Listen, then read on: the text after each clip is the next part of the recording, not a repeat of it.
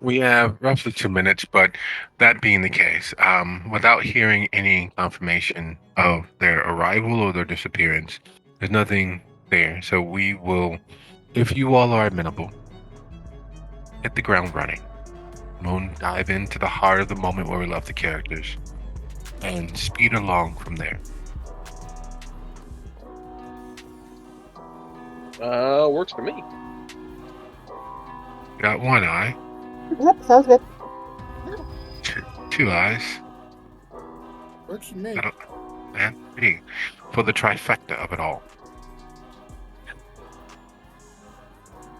Cannot say it often enough, nor with enough weight.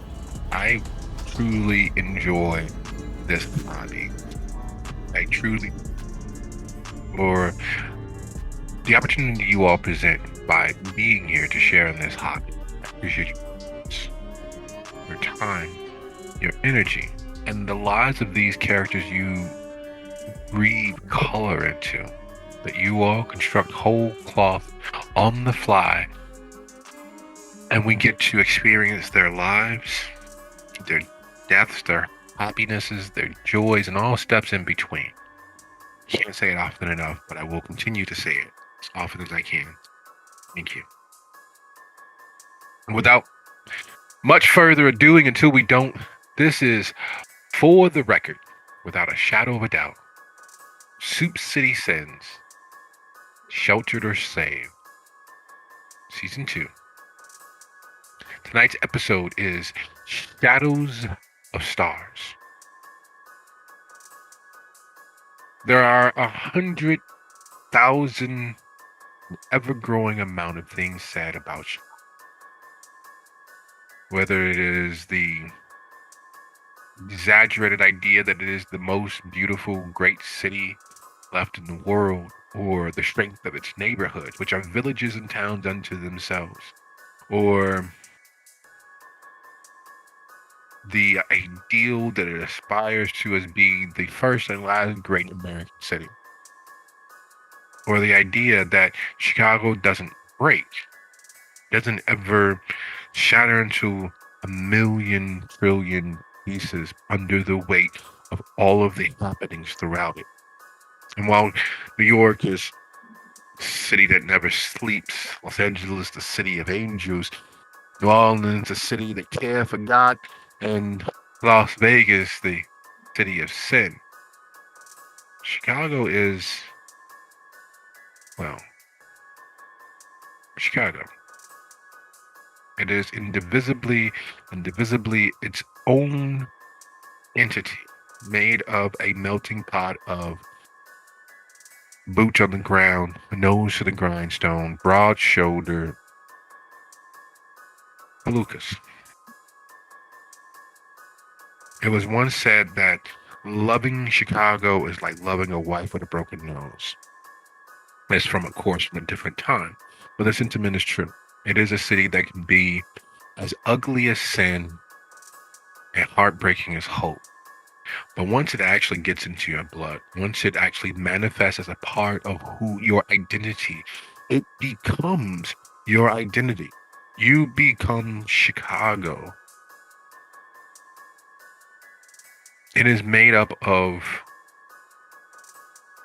all of the pieces from everywhere else in the world, congealed and conflated, compounded and beaten down and crucibled into one concentric whole. As you all,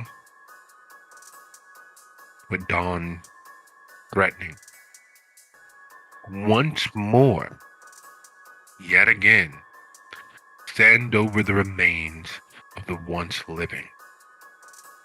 As you all once more have the surroundings of the shelter ensconced in the scent of kindred pate, that melon-scented, sweet iron tang of the vitae of the dead.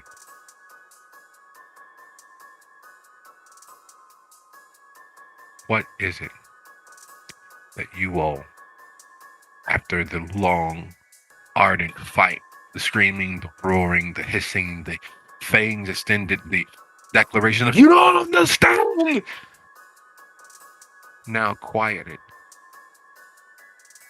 The monstrous visages of those laying at your feet. Known, viewed from a distance, seen here or there, or whispered about. Their identities clear to you. What is it that you all do? Just kind of reeling after the attempted usurpation from his beast. Aaron's gonna find himself a nice, I would say, a breaking sight lines kind of spot, and lean up against the wall while shouting out to them. All right, so fuck, that's another one on the list of enemies. If I remember correctly, Hester was trying to find out whether they're both dead. So the whole wrist in the mouth thing was happening. She was sacrificing one to try to see if the other was still alive.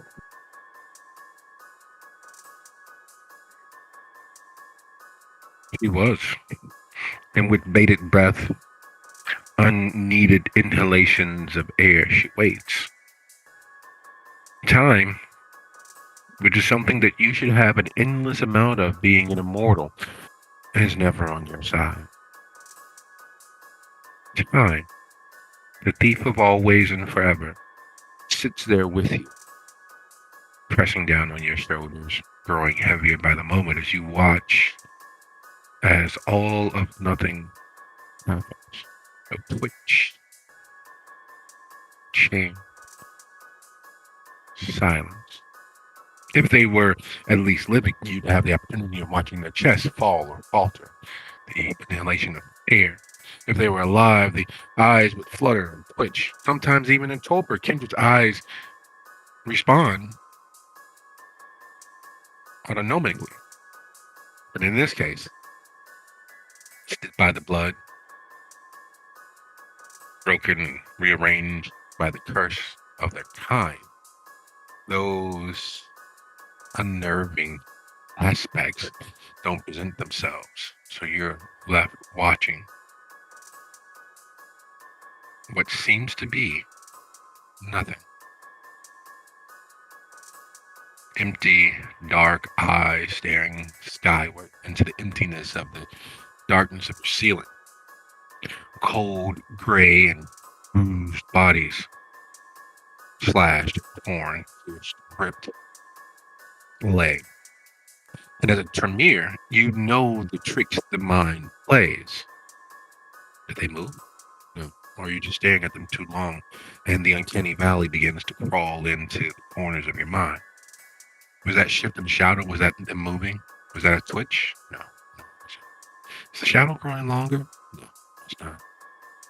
Did they move? Wait, did they breathe? No. No, they can't breathe. They don't need to breathe. They wouldn't breathe. Okay, so that's not. You can hear the tolling of the bell, the ticking of the clock, time pushing down.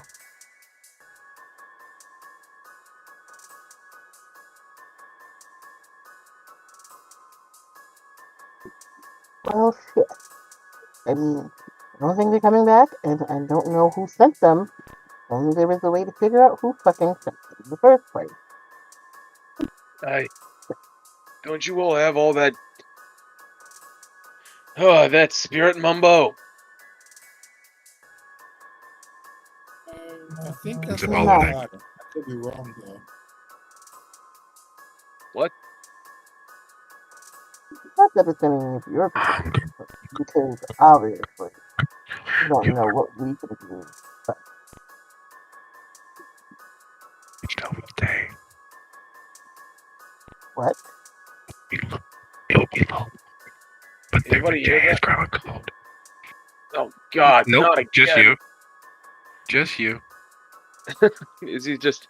Oh God! Not again. Hey, I'm gonna be in a rough spot for a little while. Just keep your distance.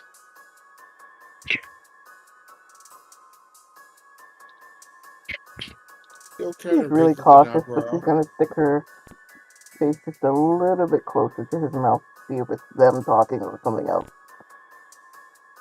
No, there's nothing talking. You guys don't hear anything. That's literally just Aaron. He's Yeah, no, I'm gonna be in a rough way. And while you all are talking about the corpses, the kindred, the Nosferatu laying on your floor, he's hearing.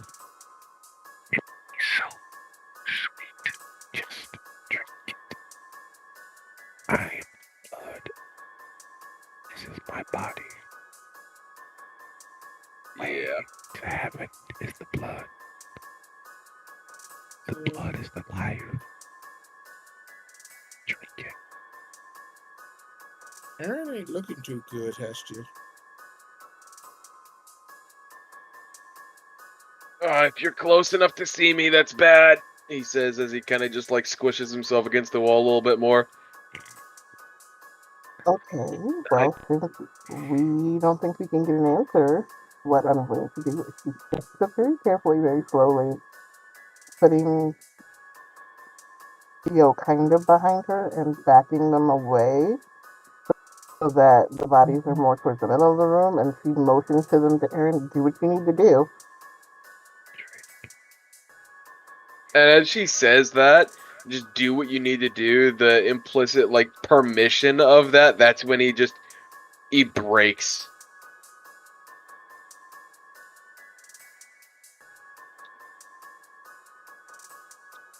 While everyone knows never get into a land war in Asia or China or Mexico or anywhere with fabled numbers of people. And everyone knows that you don't gamble against a Sicilian when matters of death are involved. What is slightly less known, which Hestia and by extension Theo are coming to grips with. In matters of kindred vitae, never place yourself between a Banu Hakim and someone who they find beneath them, a guilty, a non-believer, an outcast, a lost soul who has forsaken the faith, and whatever that faith is, whether it is that the faith that all coupons will be honored, or you always bet on black, or that there's only one blade and ever will be only one blade. Don't forsake the faith. Don't be considered less than. Don't become as the Nosferatu are. Food, sustenance, the pathway and doorway to heaven. You've all known of and known Aaron long enough to realize that on most things, he is quite composed. He is quite humanistic in his seeming.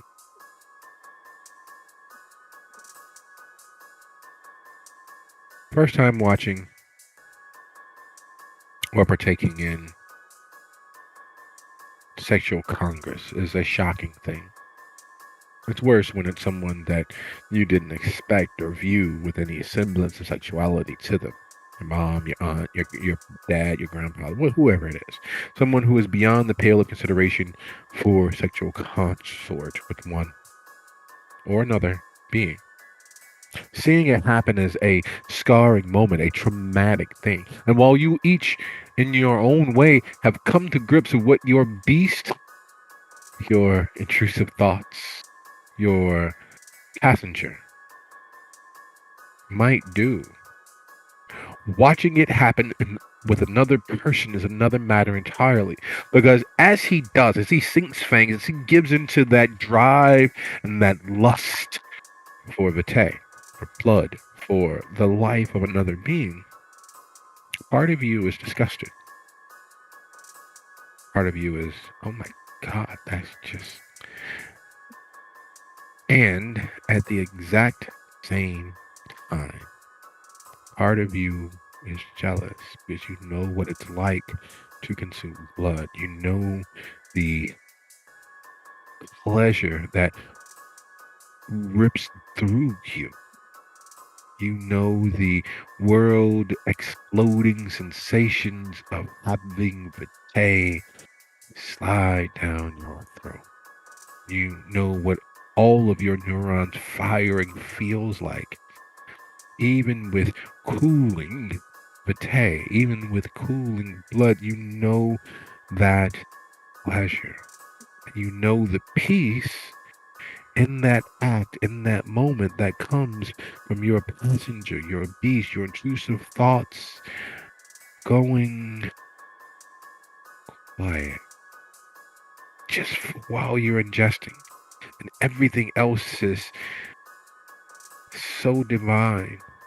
That peace, sharing that pleasure, is the thing of heaven. And as disturbed as you are, the ghost of the memory of the kiss is still there.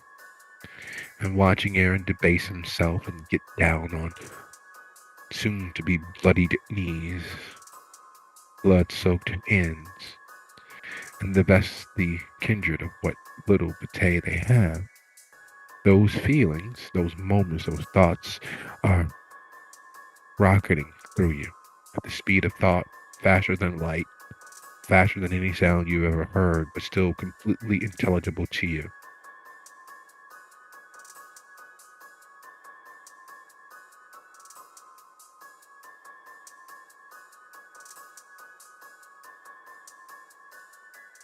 Yeah, he just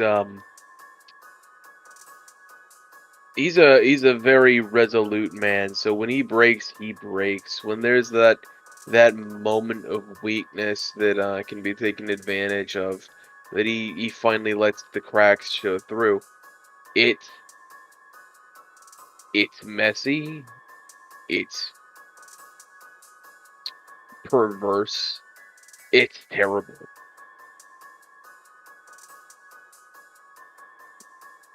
And the entire time, not even looking in the direction of the other two if they are present. Hopefully not, because common sense is a merit you can take back in the older editions.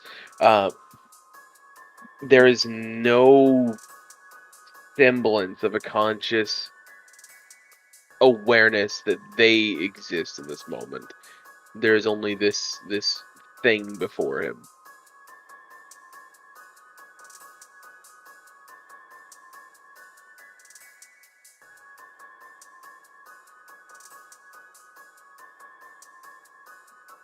Well, at least they'll be lighter to move.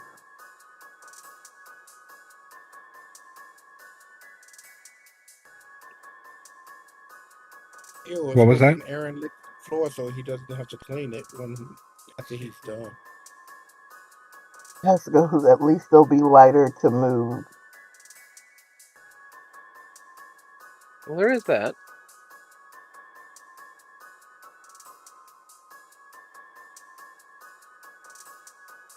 Always a silver lining, no matter where you look. And Nobu, how about how long would it take for him to fully indulge himself in this?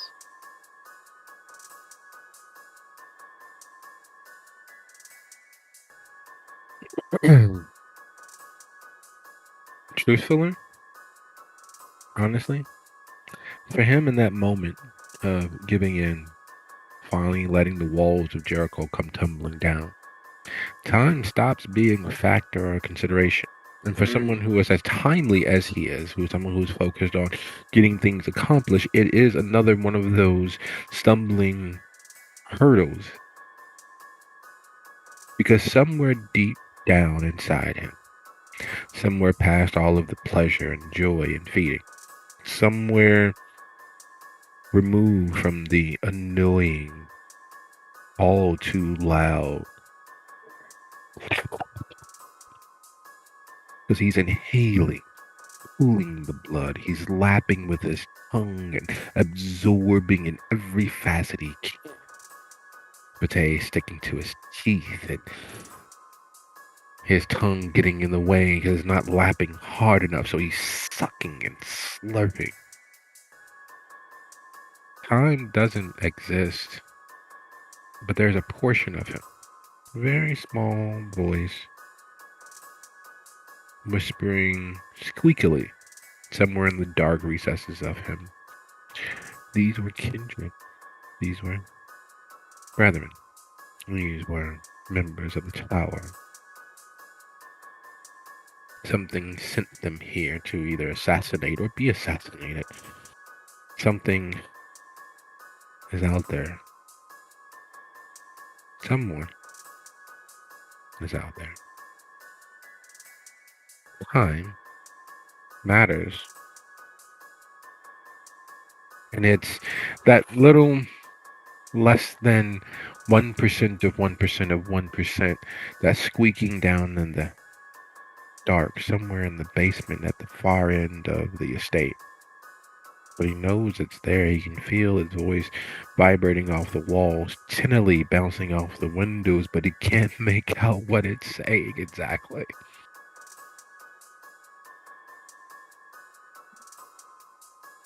Yeah. Your mind is screaming that something is wrong, but your body can't hear it.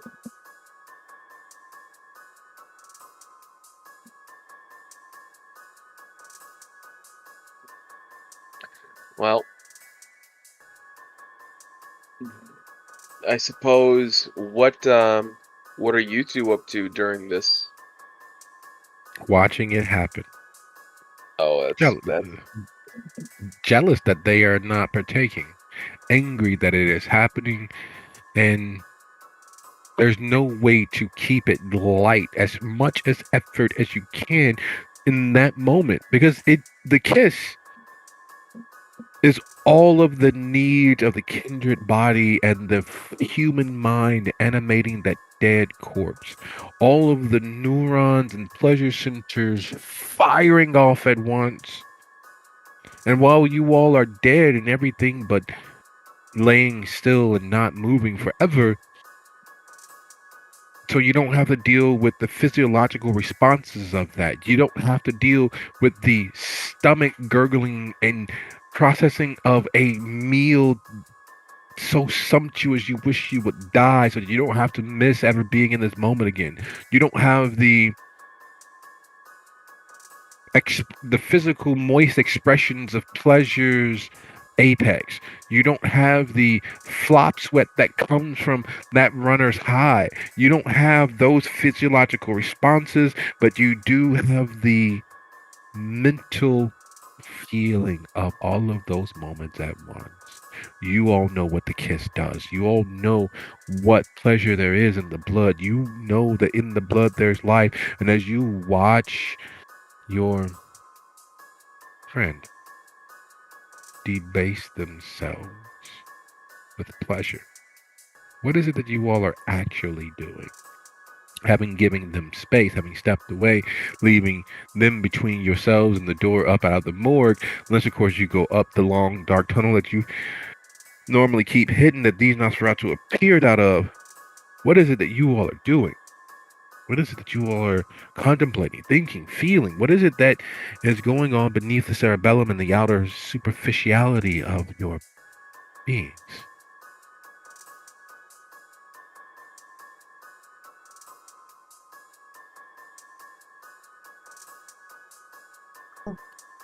Hess is thinking deeply about who sent them, will they be missed, how to get rid of these bodies,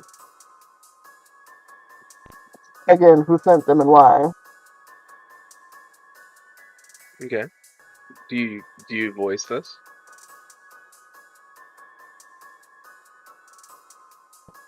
So yes, Hestia very much talks while she thinks. So it's kind of okay. So they probably came here for help, but who sent them to get help?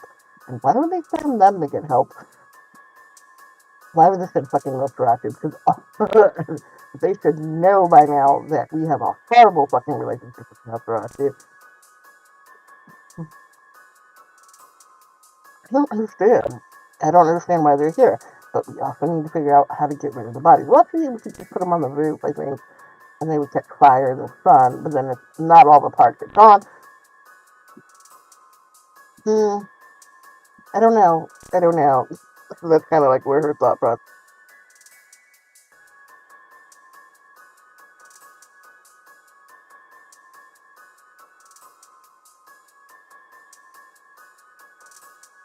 In He GPO? always just try Oh, there to you go. keep an eye on Estia and Aaron. A, hoping against hope that Aaron licks the floor so he doesn't have to mop later. And B, he wants to make sure that Aaron doesn't actually knock over any of his fucking computers. So that he could actually do a remote search and from all the different cameras that's set up to see who, what they were running from, and maybe get a clue. But he's not going near those computers until Aaron is done doing whatever it is that he's, doing. Not to say that he doesn't trust Aaron, but he don't trust Aaron.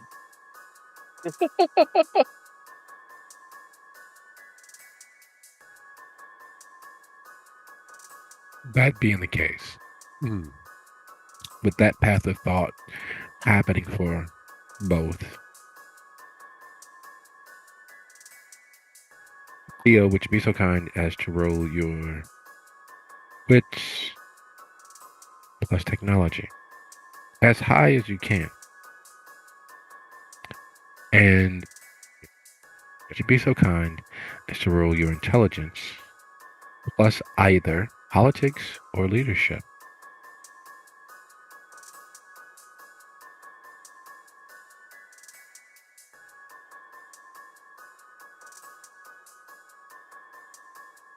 It's two separate roles, right? Yeah, you have one and Hesha has one.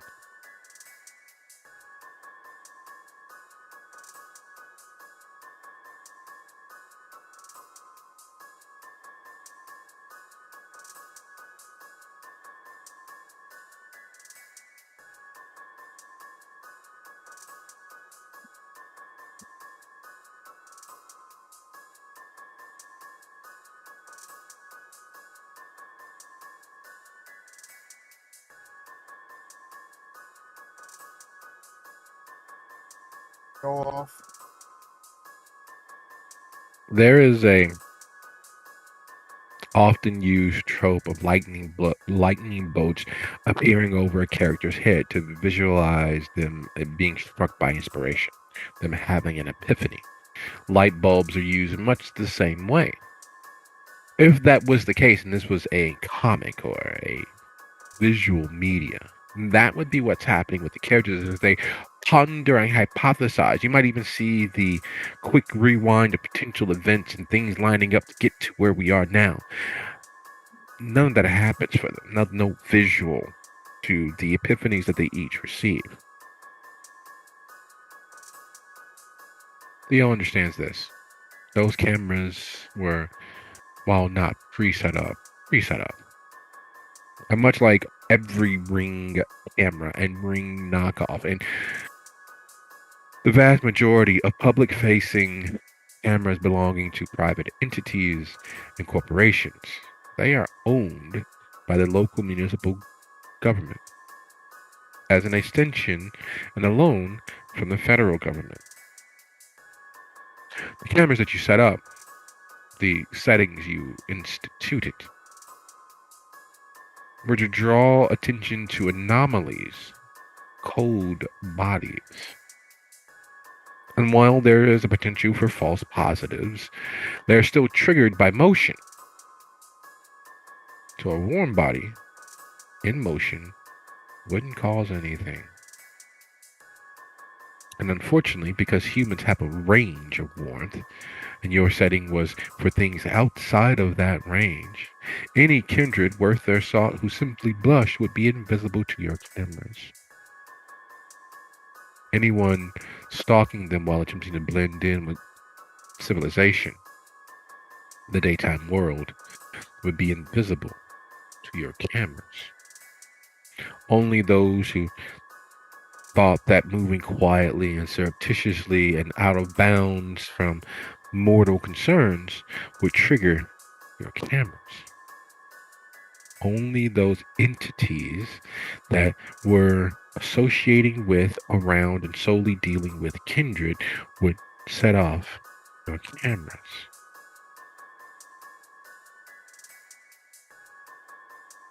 unless you knew what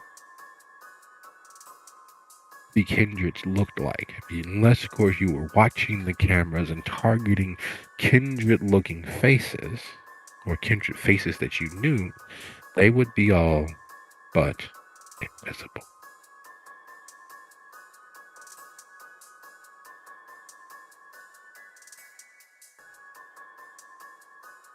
And while that slams home as the few persons moving on the cameras, exiting the area or entering the area from those vantage points,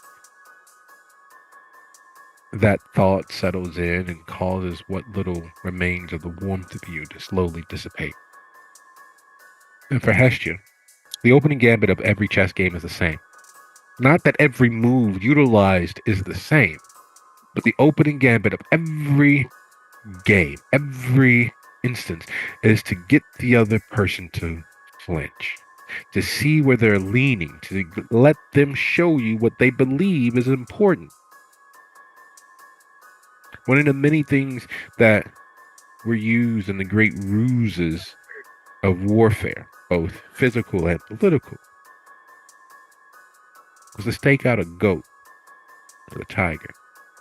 They're bleeding and their worries, drawing the predators out into the open. Because after all, the predator is going to do what the predator is going to do. And if that's not bad enough in consideration, goats are also used, or were also used, to lead the sheep through into the charnel house, into the butcher shop, into where they are killed. Because sheep, over time, know that a goat will never stick out its neck. Goat will never go any place where it is sure that death exists. Goats will do everything they can to keep that from happening. So if the goat is going into a place, no matter what it smells like, you are positive to know that it's safe. So the farmers got smart, and they would have the goat lead the sheep through into slaughterhouse, and let the goat go out the other side. The sheep, thinking that it's safe, would follow along quietly and easily. They wouldn't stampede. They wouldn't fight to get away. They'd be inside. You just close the door and have your way with them. That first move, that use of the goat to get the other person to flinch, to show what's important to them, what they're willing to do to protect it. You threaten a piece to take another piece. Much like in boxing, you step left to go right.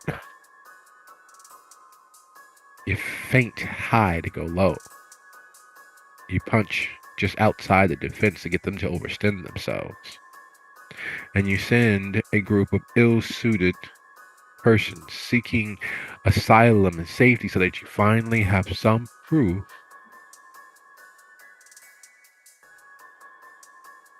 that the shelter really are, in fact, kinslayers.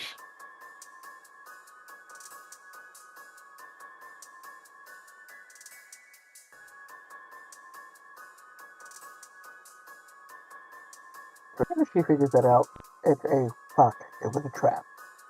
We need to get rid of them, like, fucking now. It was a trap.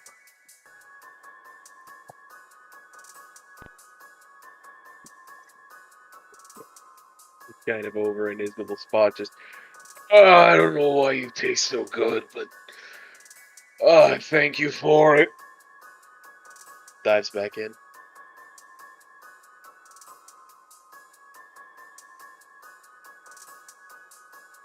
Is he cognizant, or is he just like, what's going on? Is he what now? Cognizant, aware, or is he just in his own little world right now? For the most part, he's in his own little world. He is absorbed into what is happening right now. I mean, you can always try and bring him back to the realm of the somewhat sane. She's gonna have to. Just kind of like get closer, but not within reach. Aaron, sweetie, I need you to focus on me, okay? This was a fucking trap. We need to get rid of these bodies and quick. Because technically we're not supposed to kill other kindred unless we have permission from the fucking prince. And they sent them in here knowing we would probably kill them.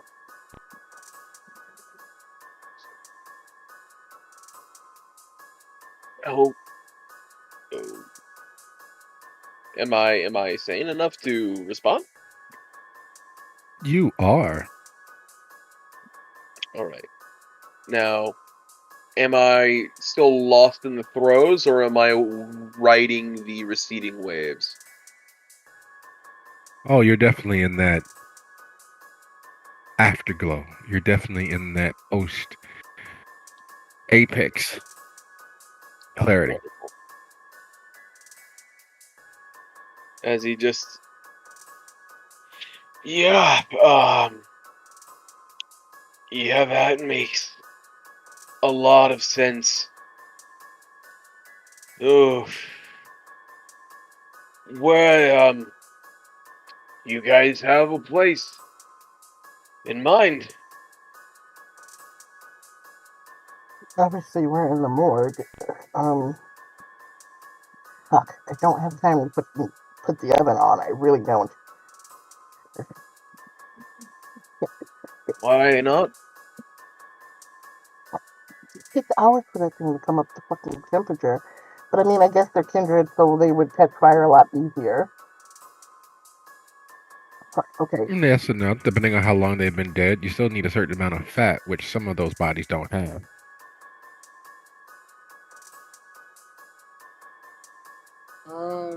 Bad news, guys. I don't see anything worth a shit.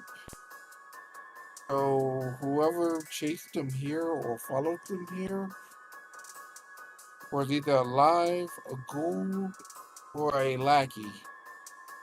I don't see anybody in frame that could look out of place. So unless you guys want to take a look at this isn't gonna work. Um, I can look at it later.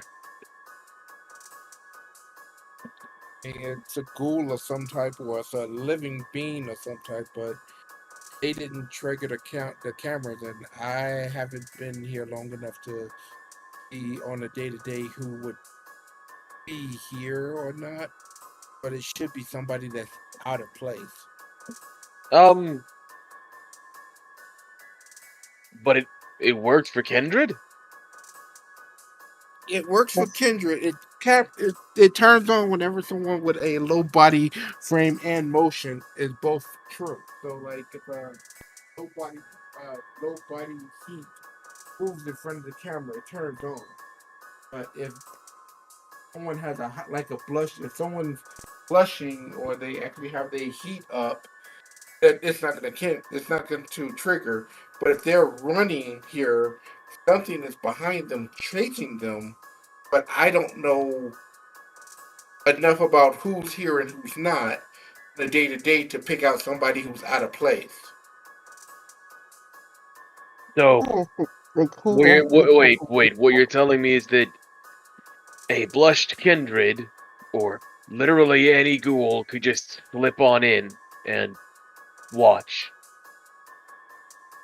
Yeah, and I would be unable to see them because I'm expecting them coming in not blushed, but a blushed kindred or ghoul or a human wouldn't trigger the camera because it'd be wasted time.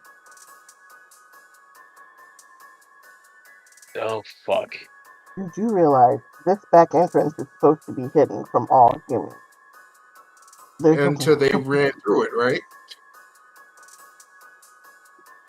these were kindred, not humans.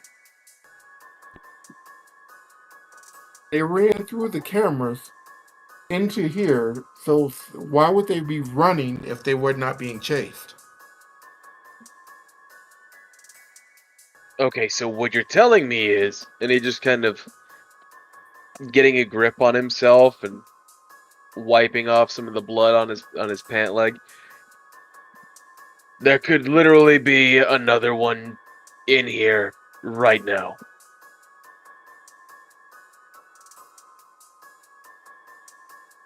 could be in theory. They say fool the cameras, but I think you would have scared them while you were eating, or they would have attacked us by now. Hex is not gonna take that as a chance. She is going to duck around Theo and head down the fucking corridor to keep anything from getting out if it hasn't already.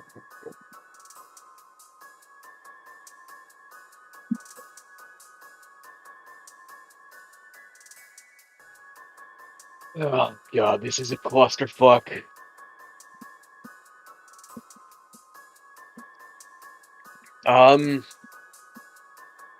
Fuck. I can. I honestly don't know exactly what to do in this situation. We don't have a lot of information, so I think rectifying that, figuring out what the fuck is going on, that's step one. That's true. And I'm thinking that I should pour over the tapes and try to establish a pattern as to from them outside to inside. If I can come up with a logical conclusion as to what was happening from them outside to inside. All right. I mean, if you think it's worthwhile, I'll trust you on that.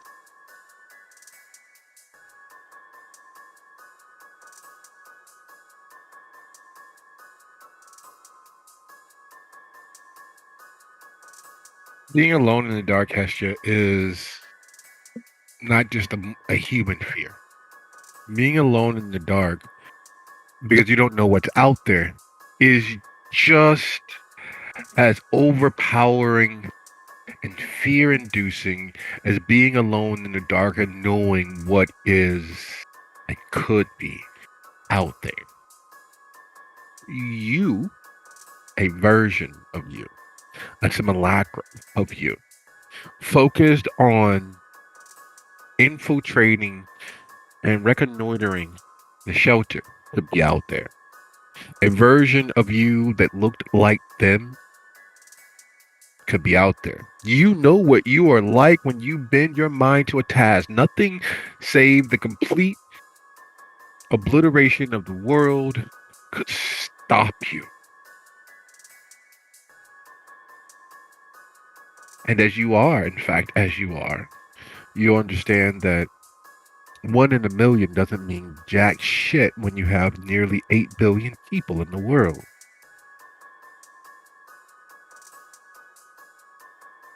1/10, 1/100,000 is still far too many. 10% is a lot of people. And knowing your luck, that 10%, that 1% even, of all of that nearly 8 billion living beings on the planet is a shit ton of people that could be waiting for your downfall. And you're sure that at least somewhere in there is the equal of you that has run afoul of them and become a immoral, unethical version of you with the same will to do as you eke along the corridor, the shadows taking on a presence and a life of their own. Thoughts abound. What would you do if you ceased to be by someone else's will? Would you become one of those lost souls on the other side that refuse to let go? What if right now all of your actions, all of the actions of your friends, your loved ones, your coterie have compounded to make this the last of it all? What if you are to see tomorrow night? The sounds of your footfalls on the cold, dark, tiled and concreted patchwork of a floor. Your only accompaniment. The click, click, shh, click, click,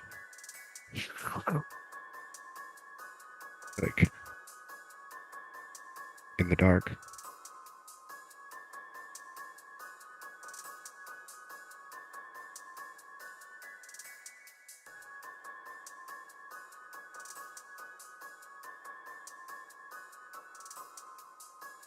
She's definitely keeping her wits about her. If the air even shifts funny, she will react. She's kind of keeping her back partially to a wall so that she can't be snuck up on, at least in that manner. And her steps are very deliberate, but she knows this is very much cat and mouse. If they are trying to get out, then they have a head start. She doesn't have a lot of time, so those are all things she is focused on.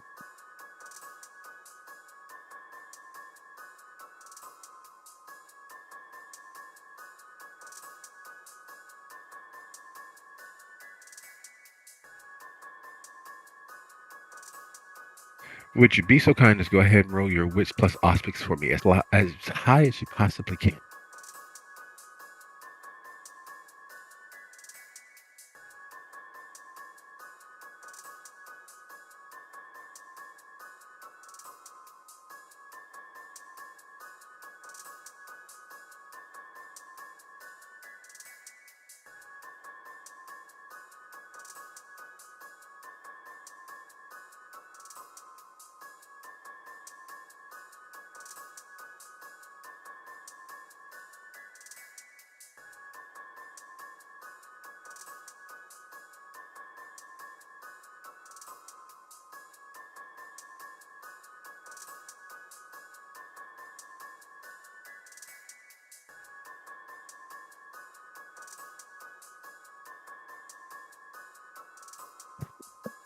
All right, hello. Can I be heard?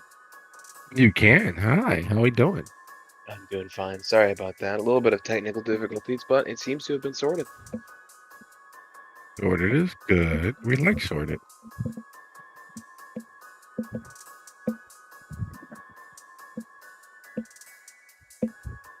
Okay, that was a 3. That was a good roll.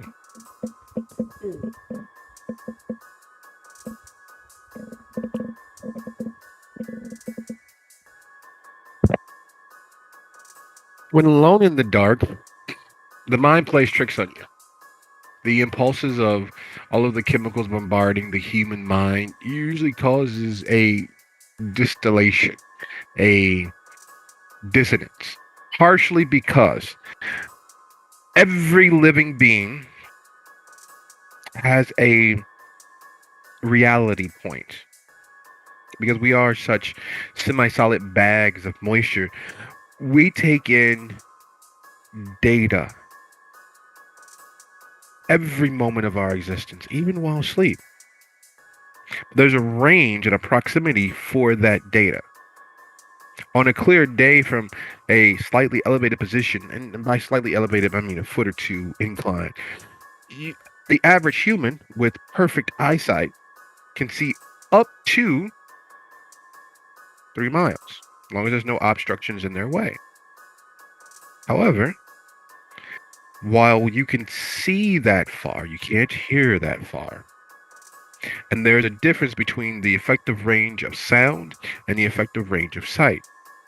They only line up at about 20 to 30 feet, where they both sync up perfectly, which means that every single solitary existence of every single solitary human being has to choose which reality they live in every microsecond. What's real, what's not, what has validity, what's not, what has importance, what doesn't. Some people choose what they hear, some people choose what they see. And yet, and still, there's another dimension, the larger sensory organ, that also has a different range, understanding its environment, your sense of touch and scent. And they, again, have different ranges. So you still always have to choose which reality you are actively taking part in, even though you have anywhere from 4 senses telling you that's not real. That's not what's actually happening. So it sets up a lot of dissonance, a lot of mental doubt, a lot of considerations. And unfortunately, when something doesn't make sense to any of our senses, fills in those gaps. So watching the shadows shift, move, based on your closeness and proximity to the light, triggers all sorts of advanced computations, and calculus is being done behind the scenes, and your mind works at a speed that you yourself can't actively comprehend, even though it's collecting all of this data, all of this information, compiling which reality Hestia chooses to live in.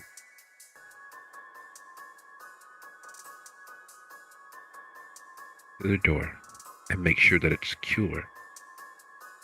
The reality she chooses to live in is one where everything has worked. They've gotten away with it thus far. All they have to do is hold their path and continue along that way. It's only as she secures the door, begins making her way back, she realizes that a distance of a minute down the long corridor and back has taken her roughly 12 times that amount of invested energy.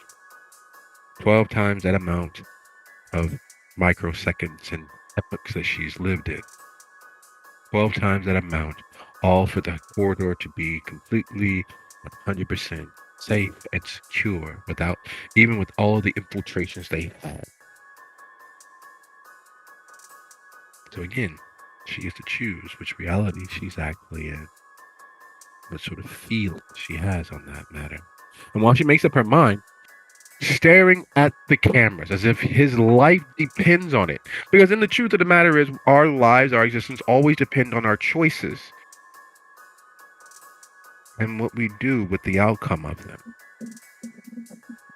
So while Aaron is gathering himself and smoothing off his clothing and making sure that he's returned to a semblance of his full faculty control, Theo is slid along that spectrum to a less comfortable position. Theo, what is the total of your intelligence and subterfuge?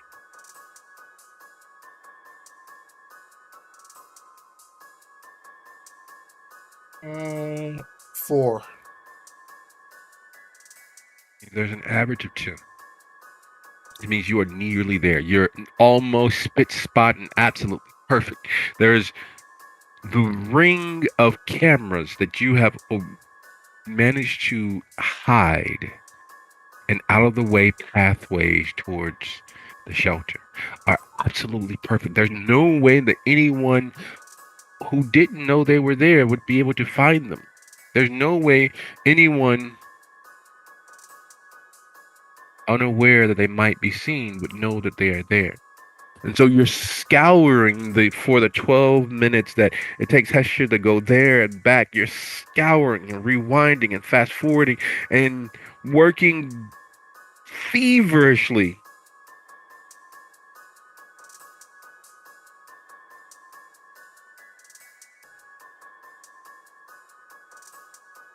I'd say frantic, but we know that it doesn't take anything quite serious enough to ever be visibly frantic. While underneath the surface, there is a absolute shitstorm considerations. There's an jangly stress tingle vibrating along his nervous system. There is a actual ardent fear.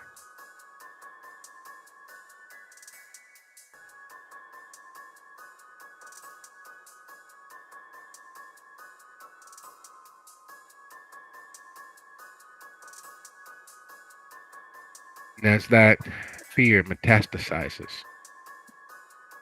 as that fear takes on a life of its own, as all fear does,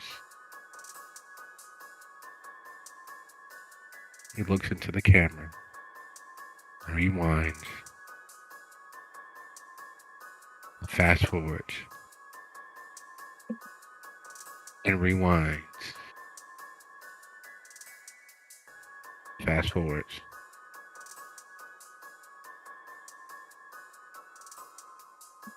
Like a man on a mission, a man who's seen the hand of God's good graces. He is a convert.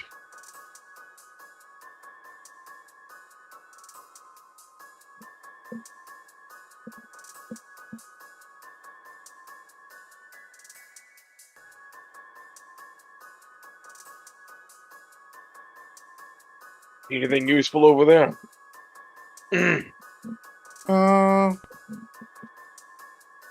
Maybe. Can I borrow your orbital sockets for a second?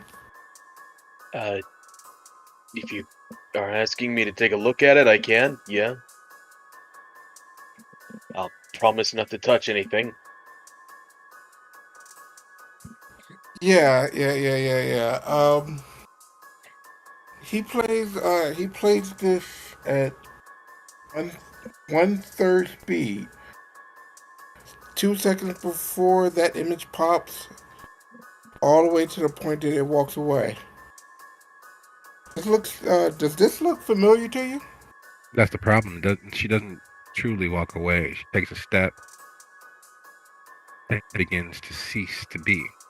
You can copy and share that image if you like. Just click on it, copy, and then paste wherever That's what you I was like. thinking. That's what I was gonna do. I'm gonna copy and paste it.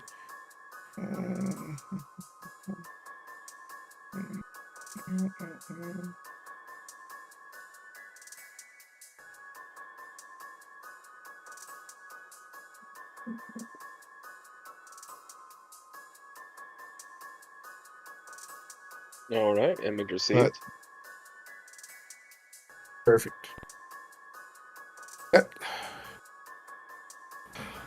Now I can do. Does it look the storyteller? Does it look like she's using Ghost in Oh. the Shell by chance? Buddy, you sent me a link. And that wasn't what I wanted to do. Let me try it again.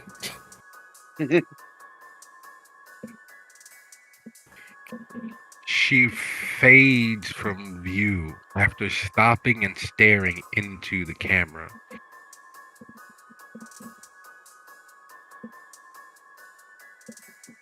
Oh, Your that was mind's weird. eye. From view.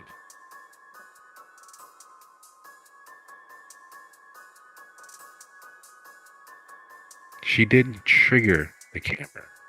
She stopped in front of it, looked directly up to it, and smiled.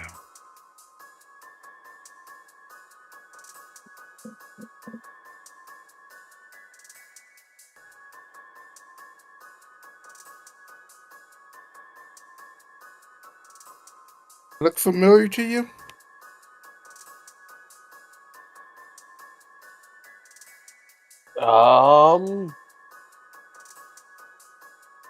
Okay, cool. I did get the image this time. Time to go look at Miro and scratch my skull. Nobu, does this individual fit any kind of As you're getting back, and you see them pouring over, and you know you've only been gone like 12, maybe 13 minutes, and both of them are in his computer.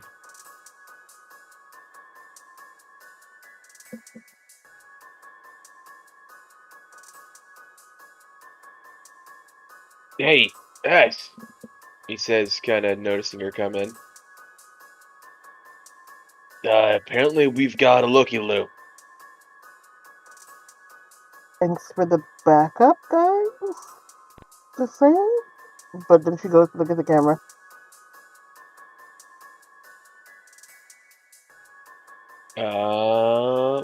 Boop. And let me find you on here. Recognize her. Him. It. Whatever the fuck it is. Hey, you don't know their pronouns. That's rude. Personally, I don't give a fuck.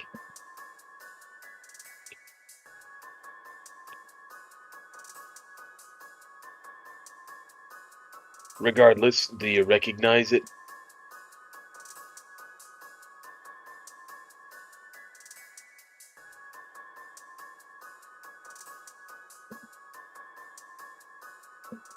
Just kind of takes a second. It's like really studying this picture and has a feeling probably, but just having a moment of can't place it because there was the whole, were they in the hallway? Were they not in the hallway? Did I lock the door in time? That's coming back to her now.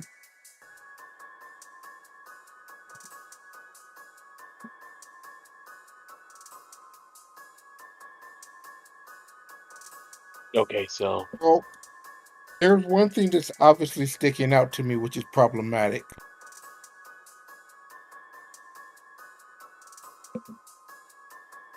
That camera, you shouldn't see it. You don't know where it. You're not supposed to know where it is. Obviously, they do. okay. That's kind of a problem. Of hey, here's this hidden camera, and she walks by and waves at it. Yeah, I'm guessing it wasn't so hidden then.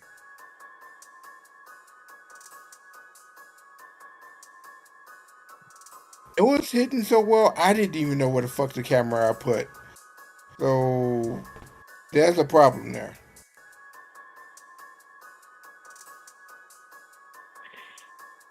Oh, great.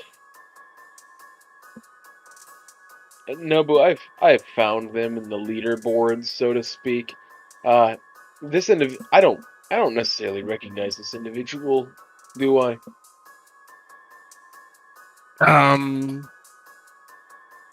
Do you? You tell me.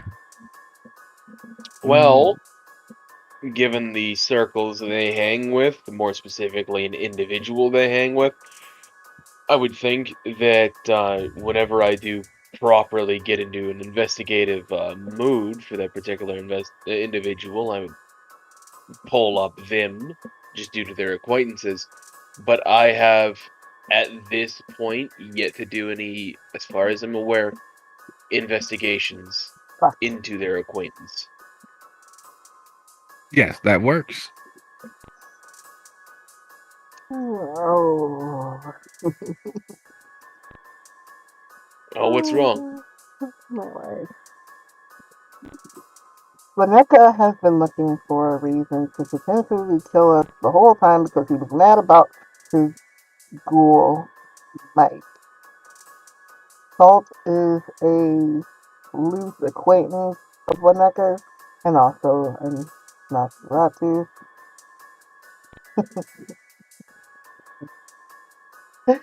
So it would give them reason to send into somebody in here. Because Vaneka knows the back way in here. He's been here before. But he couldn't come himself because if he fucked up, we could go to Damien and get his ass handed to him. So this is a roundabout way of possibly taking us out. I don't know whether he directly sent them to do this or whether she thought she was doing him a favor by doing this. But that's what the fuck it feels like. Because he hasn't been able to directly take us on and take us out and prove to Damien that we're bad people and that we shouldn't be hounds anymore. What do best friends do?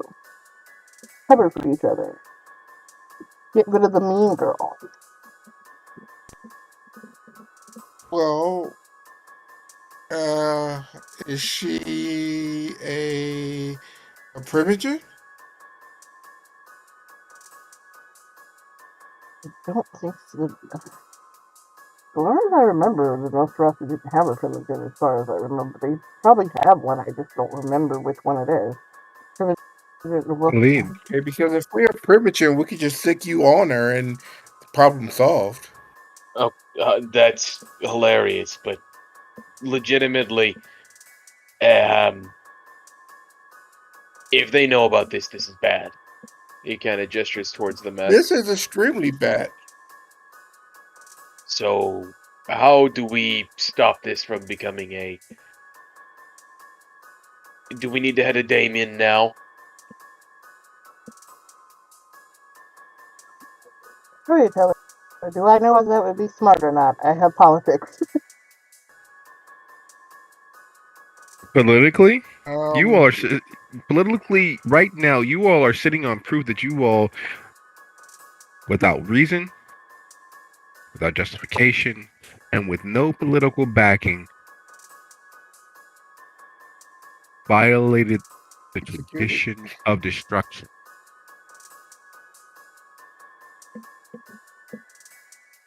Right now, you all, as hounds, the highest of the high as far as rank and file kindred are concerned, representatives of Damien, the sheriff, have violated the law and tradition of destruction.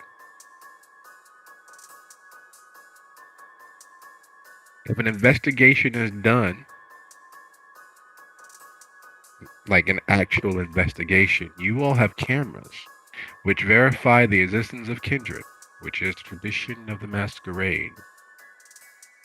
If an investigation is done, i.e., a non-you Tremere has to come in and speak with the powers that be inside this place, are you sure what the few spirits and rays that you managed to keep out with your wards would say, would convey?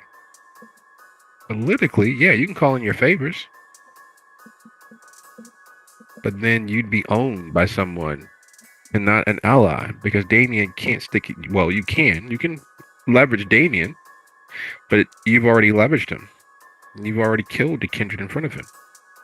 If put under oath, if his mind is assailed because you used him as a character reference, what? What do you say? Except for this is well within their purview and something that they could have done.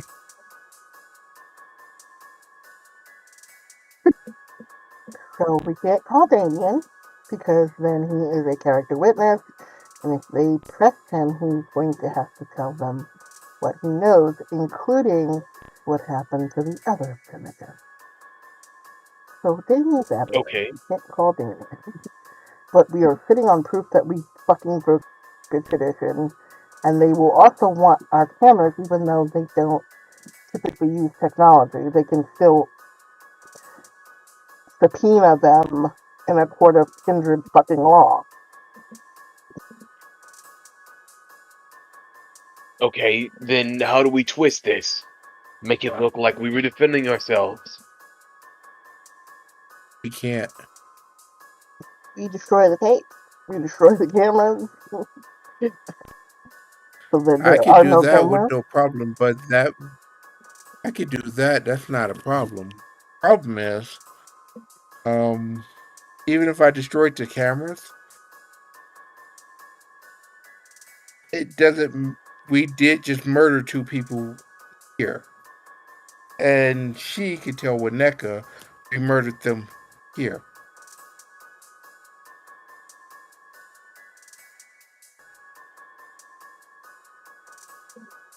Not what happens is what you can fucking prove. So right now we need to get rid of the proof. Okay, I'll take the cameras down. I'll work on that now. However, there is one small itty bitty problem though. There always is. What? I can't take all the cameras down.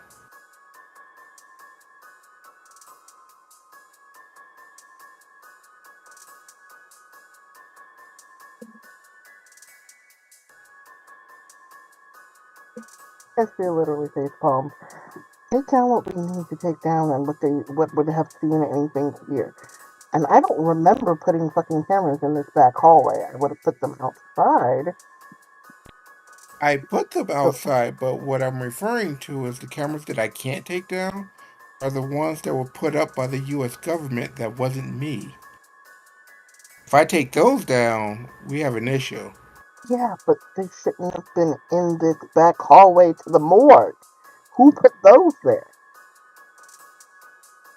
The ones that are mine, I can take down, no problem. Those that are not mine are problematic, and here's the problem. They just got to prove that we have cameras. And those cameras, I can't take down. Actually, you know what? I could take them down briefly. Hey, But I don't know how long it'll take for them to come back up, though. hey, I think I just fucking tripped over a bit of an epiphany. Okay. This Soul character, they're a pretty damn good hacker, right? Ooh, Right, and I don't think any of us here that have any experience with any kind of gestures towards the cameras, tech and whatnot, would find it that difficult to make it look like it was coming from somewhere else, right? I could do that. That's not a problem. You think maybe our Washington bug was actually, that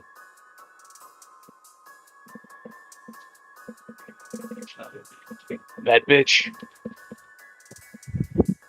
If she's a hacker, yeah. It wouldn't take much more than a VPN and have it routed through Washington. That'd be all you would need to do, and poof. I'm not willing to count out the fact that there is the government watching us because obviously they always watch every fucking thing. Did you forget? Oh, actually, you weren't here for Vivi, but Vivi was part of the government watching this part of the neighborhood for a long fucking time. So, yeah, it's not entirely out of the scope of things that the government was watching us, but then there is also a fact that maybe perhaps she is also piggybacking off of that and using it for their own fucking plans. Also,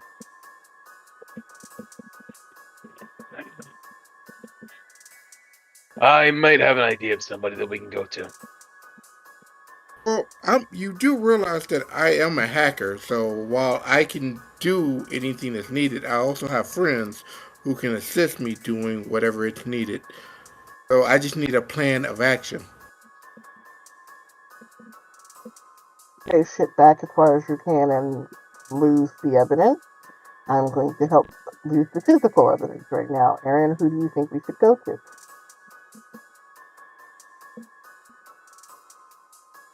Well, there's a soon-to-be primogen that we might be able to go to and get some help from. He kind of gestures with a so-so.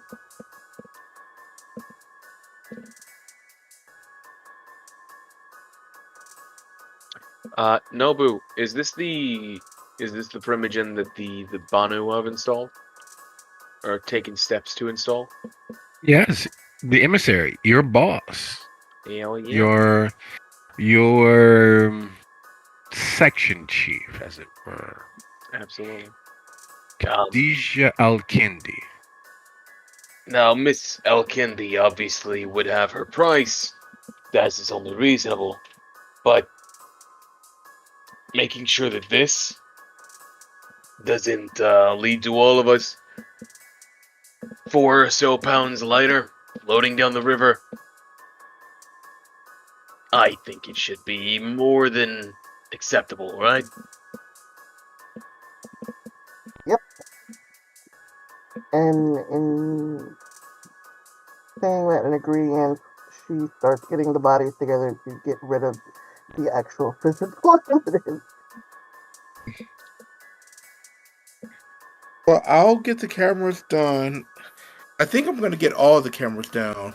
And if it's government, then they should be back relatively soon.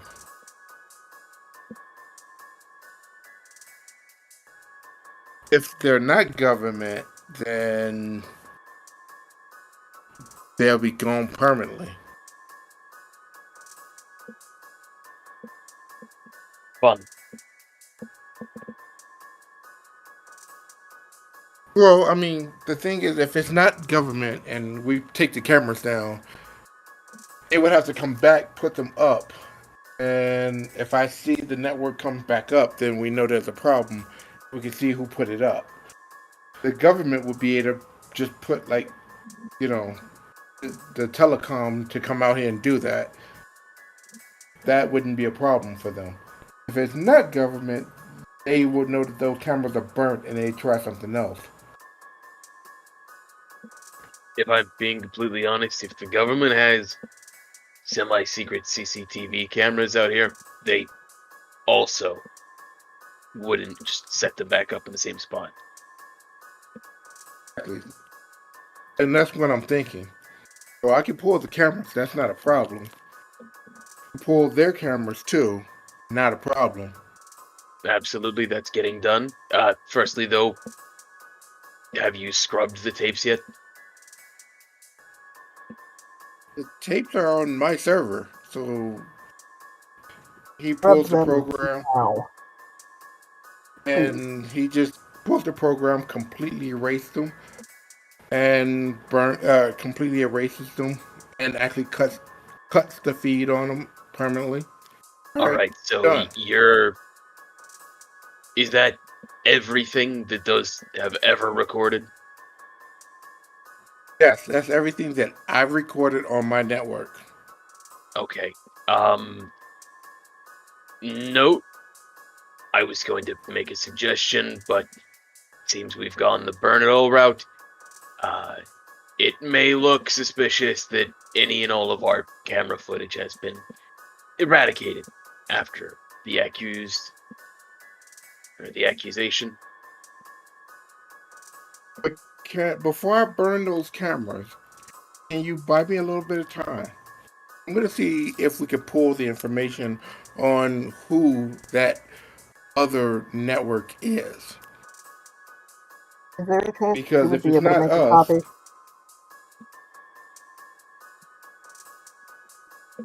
Because they wouldn't leave. I doubt somebody that is smart would leave it to chance that we would just let them have the fucking camera footage. So, is there a way that she could, what is it, cloud it or whatever, and download it to herself so that she can be like, oh, they erased it. Look, I have a copy. We need to get rid of all yes, copies. she's that. Remember, I told you that she was in my network.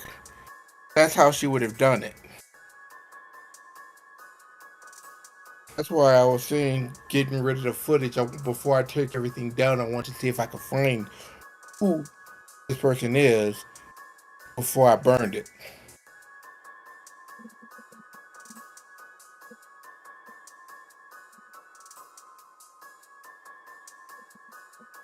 Well, we know a little bit about them now.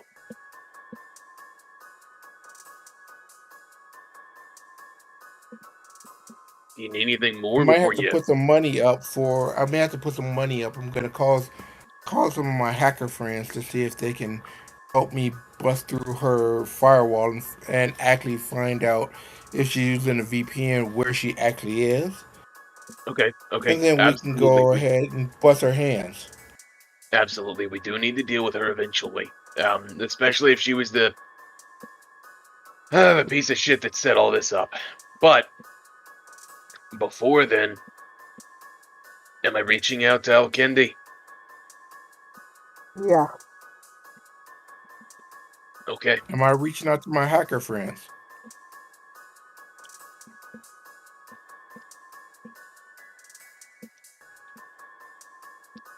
That's a good idea.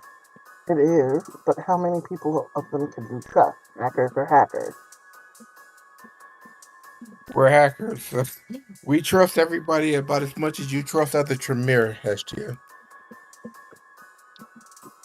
That doesn't instill confidence, but at the same time, Yeah. we're kind of in a shitty situation, so do what you have to. Good enough.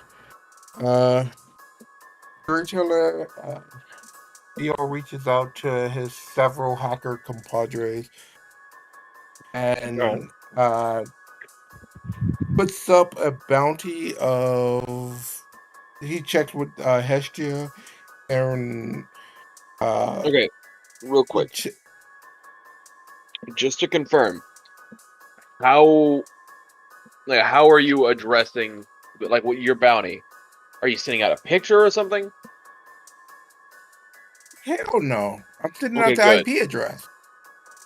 Oh, okay. I'm All talking right. to a bunch of human hackers. I'm I sending out just the wanted to IP make address. sure. I just wanted to make sure that you had your head in the game. No, no, I'm sending out the IP address, and the last time it was online to my hacker buddies, and I'm having them backtrace who it was, and I'm putting up a bounty of uh, $3,000 to get me the actual location of what the actual IP address and the actual location where it is, in All right. if Well, it's in Chicago. I guess we're going to see what the value of a singular Bitcoin will get you on the internet these days. That's true. Is it a gold Bitcoin though? Zinc.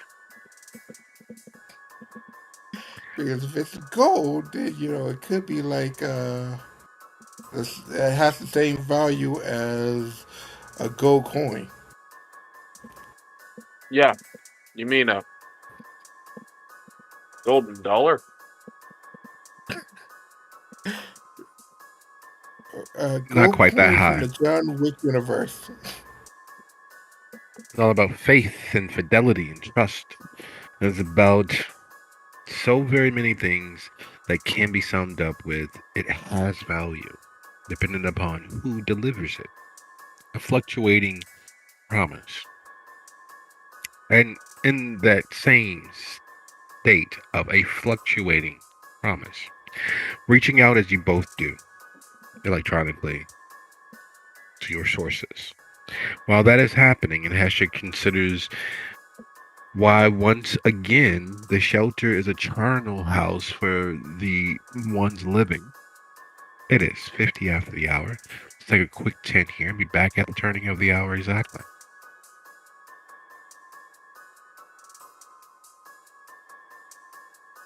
Oh, like kind of remember that thing where you just kind of blew dude head off in Damien's office?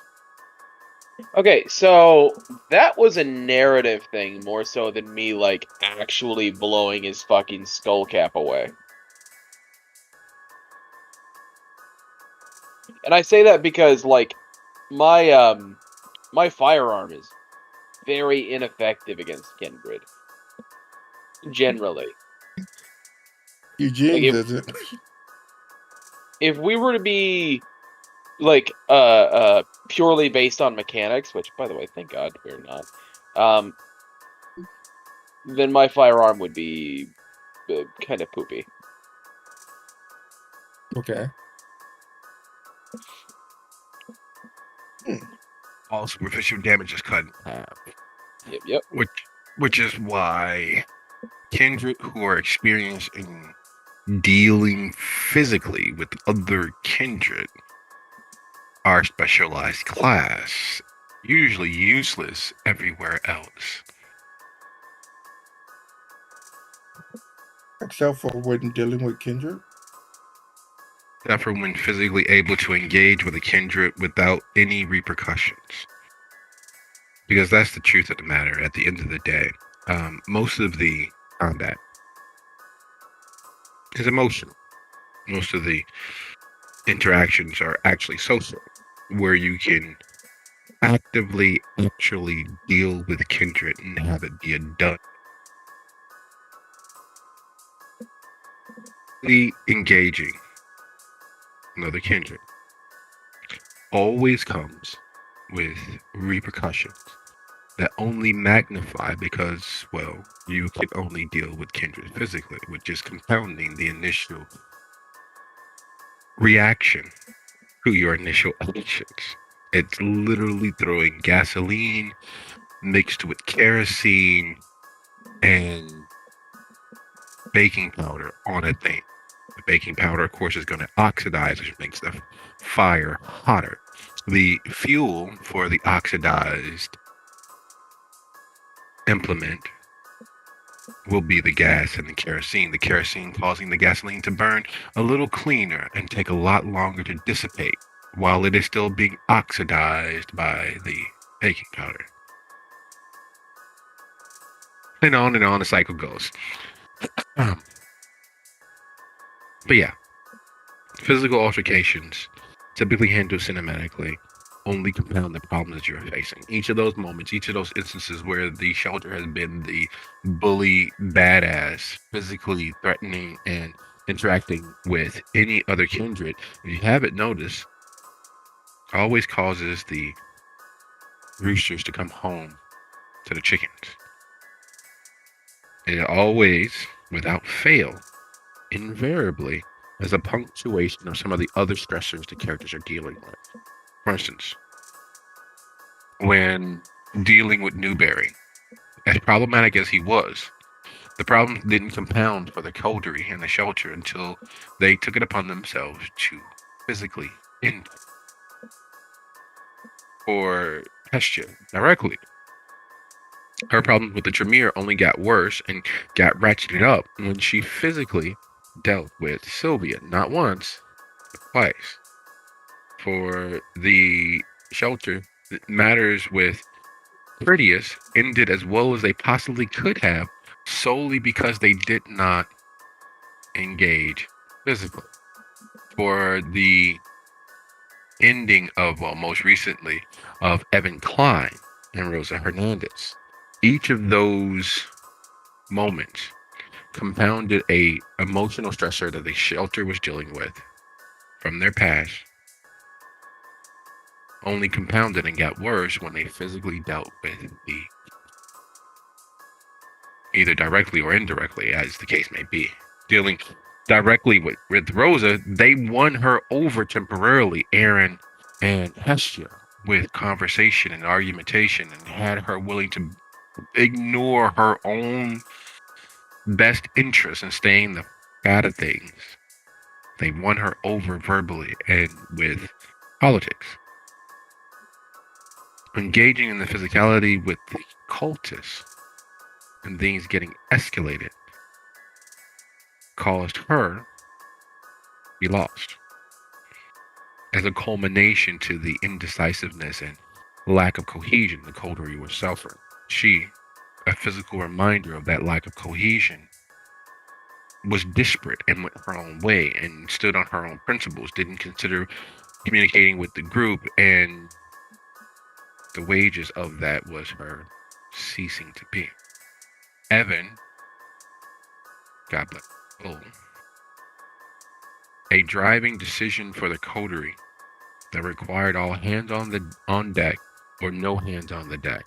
And that conflation and that confusion resulted in his ending, instead of talking him off the ledge or bullying him or otherwise handicapping him in a way that would not have repercussions, even with the say-so from Damien of turning a blind eye, your ally having your back. Repercussions that are in the off. So it's one of those situations where the physical violence is a punctuation for the emotional violence and the repercussions that come from that. Just as a guide point for your decisions in regards to character. Just to give you a little bit of the meta up front. Speaking of the meta up front, as it were, the underpinnings of it all. While that is happening, while Theo is reaching out to electronic friends across the wide world web, and Aaron is reaching out through electronic dead letter drop to Alkindi. Hestia, you are once again in a similar state that you all have always ended up in. Kindred ceasing in your presence. The weight of that, the realities of that, driving home. There are too many people who are looking for your downfall and an opportunity to lay you low.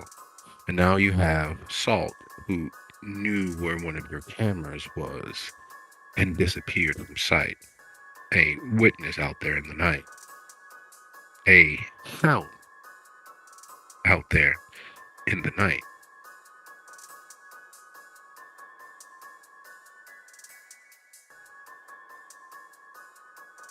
What have you decided, Hester?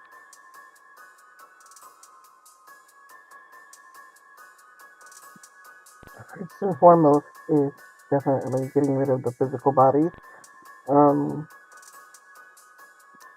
Even though it's going to take them longer starting the oven from cold, she's gonna have to do that and hope that them catching fire gets them burned completely.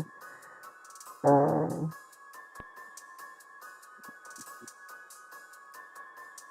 Once that's done, it um,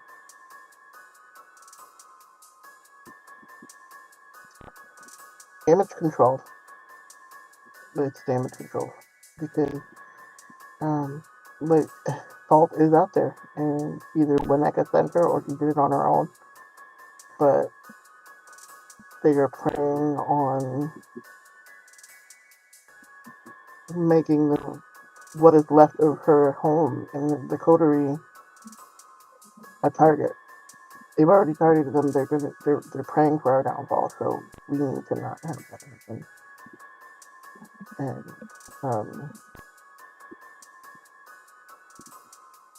she's remembering what Jay told her in the car, trying to focus on what are her needs right now and how to get those needs met to be the most effective leader she can be in this situation. She's already given the other two their leave to do what projects they need to or they feel they need to, but there's extra focus from her as to how to use them to keep herself safe and keep the coterie safe.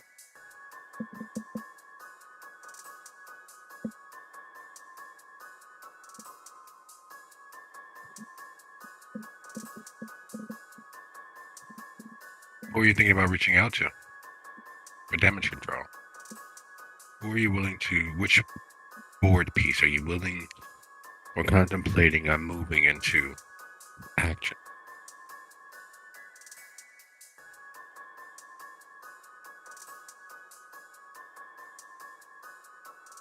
I know there's a love-hate relationship between her and Vivi, but Vivi kind of owes them.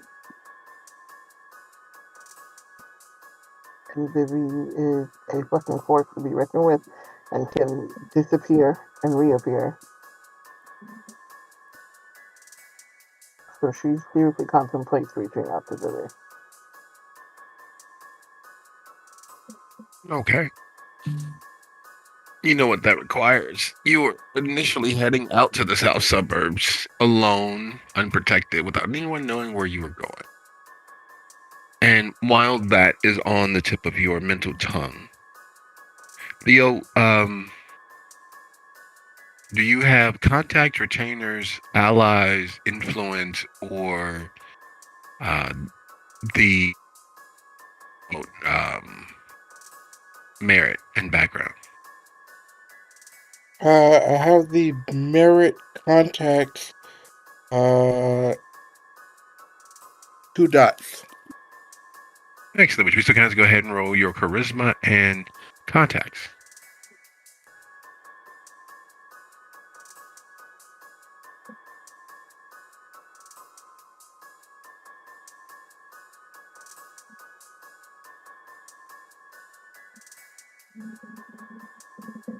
And while that roll is happening, Aaron, would you do the same? What was the attribute in question?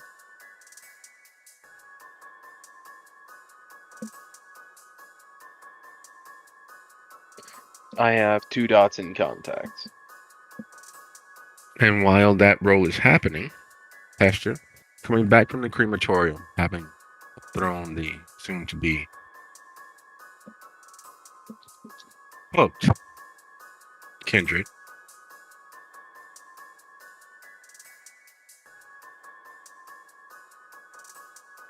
Once more amongst your coterie, what is it that you're attempting?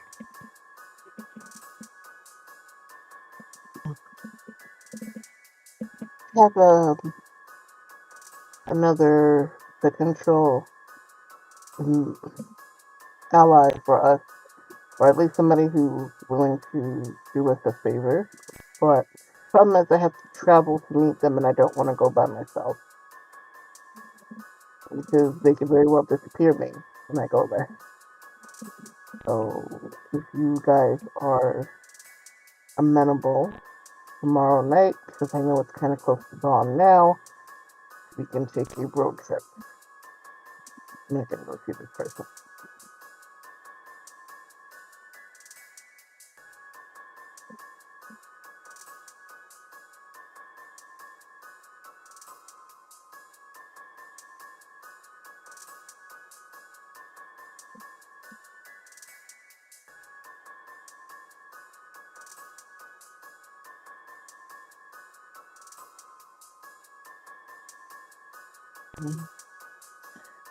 I guess it's better to keep an eye on you, yes, so you can ride shotgun.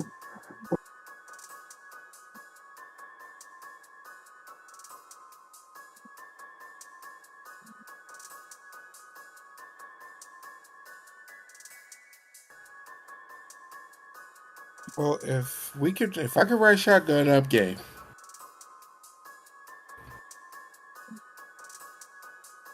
I'll let's see how long it takes me to get a hold of who I need to get a hold of.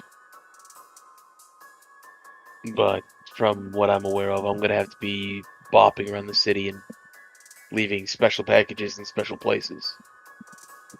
Hmm. Well, the night is a fairly long thing, but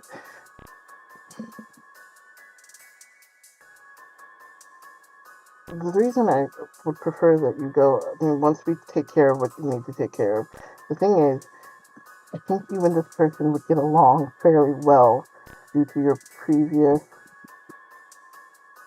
job. All right. I'll do all my shit afterwards then, but it's got to be quick. And well, there's a conversation beyond all this that we can have later. Who squints at him. Secrets are bad. I don't like secrets. And enough of those. No, I get that. So I'm not intending on keeping a secret, but this is first.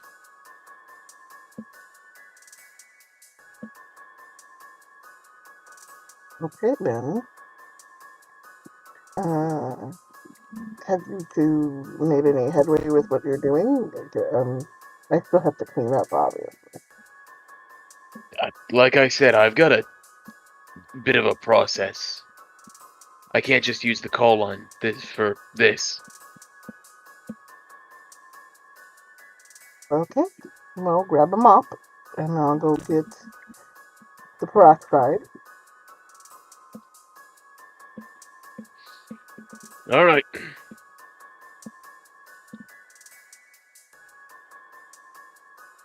And suppose he'll set about what he needs to do, including cleaning for the most part. Oh, what's this?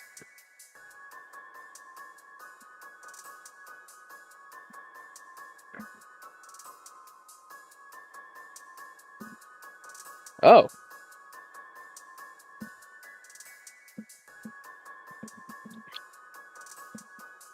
Well, shit.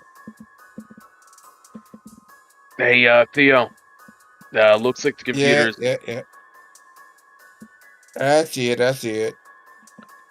Theo types.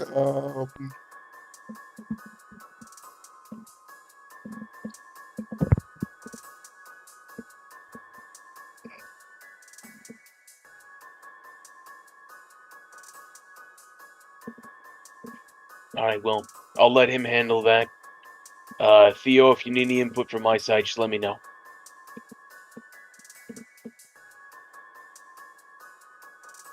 There's only one keyboard, and I'm not gonna fist fight you for it. Well, I doubt if you'll be able to really tell this guy anything that's worth anything. You automatically assume it's a guy? Guy as in dude, not guy as in male.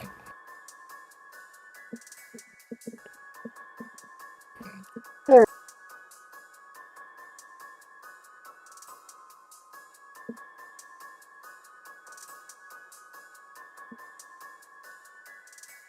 Oh, hey! You know who you're talking to, right? He just kind of shouts out to Theo as he's moving about cleaning instruments.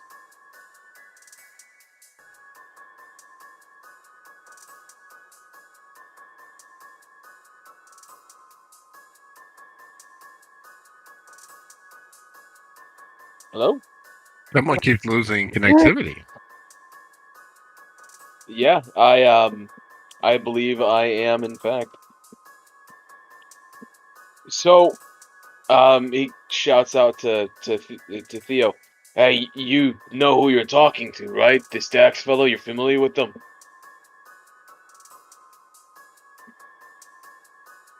Yeah. Dax is one of my guys. Well, one of my friends that would usually be down. That's weird that he's not down. Theo, let's be real, sweetheart. You don't have any friends.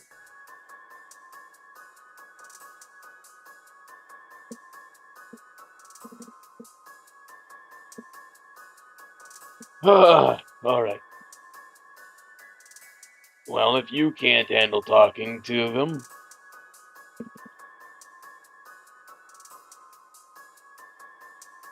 He kind of gives that raised eyebrow of, you got this? Uh,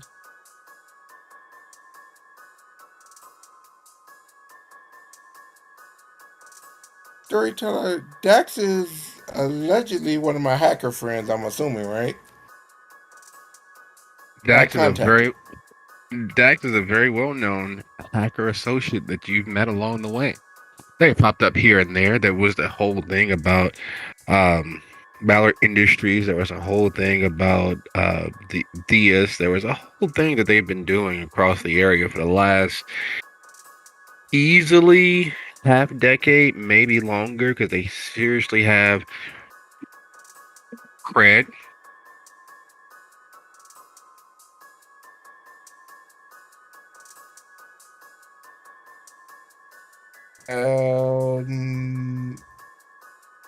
They're flatly turning down a job that's clean. That seems a little odd. It does. Almost as if there's a whisper on the wind or something else, especially being as their responses haven't been outright and with the line disconnected. It's curious.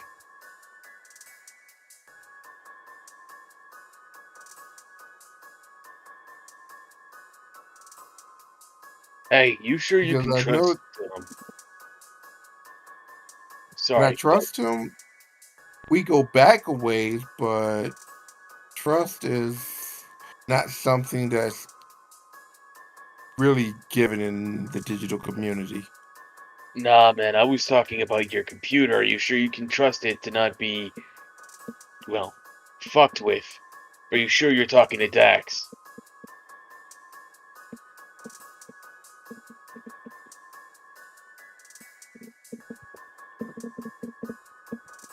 Do you run a scan on it? Check for plugs, all that good shit? He kind of looks at you and gives you a look like, huh, then that's a good thought. He pulls out his laptop and actually boots up, logs back into the same program, logs out on the desktop, and then continues the conversation.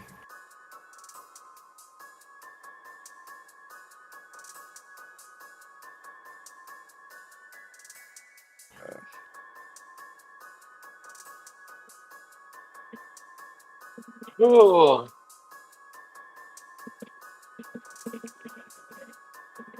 this is why I hated working with contractors. He shakes his head. Just what was that? There is definitely that aspect. There are certain protocols that you've grown accustomed to, certain hardships placed upon based on need, desperation, and what have you.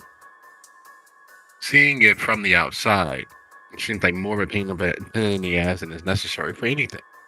And yet, training being what it is, it builds and embeds itself somewhere deep down near the core facets of your being. Muscle memory. You do it without thinking about it. Watching someone else makes the matter drag and crawl. And as Theo is tick-tacking, clicking, clacking away, as Aaron, what are you guys doing? Yeah. Well, firstly, Aaron is gonna help her clean up. And then after that, I think kind of just pull her aside while Theo's doing his click clacking, and if she's willing to have a little bit of a conversation, that is. Yeah, once they finish cleaning up and she's got a pretty secure knowledge that it would take somebody really, really forensically gifted to find evidence right now. Gotcha. She'll step to the side. All right. So you are aware of my job, right? Which one? Former job or the current?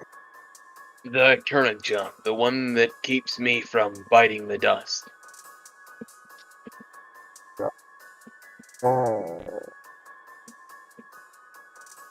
You were sent here to take out a certain person, if I remember correctly. Am I wrong? There's a Banu Hakim agent who's gone very, very much off the tracks, and I was sent to investigate, to judge, and if necessary, to execute. And the situation has taken a really annoying turn for the both of us. I'm not gonna lie.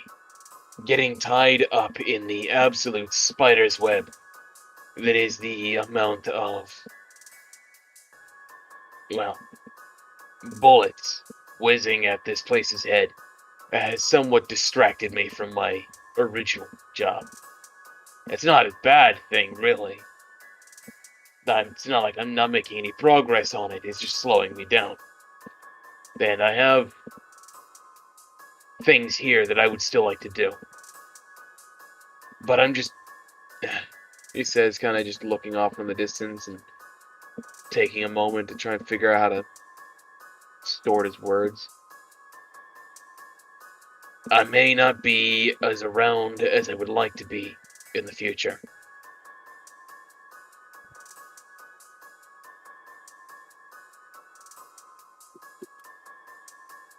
Well, at least you're saying goodbye. Different than. Sorry. Hey, Aaron, you know this kid? You seen him around? Yeah, I'm actively trying to murder him. This kid? I believe so, yeah. Yeah, no, that's Alexander Hunt.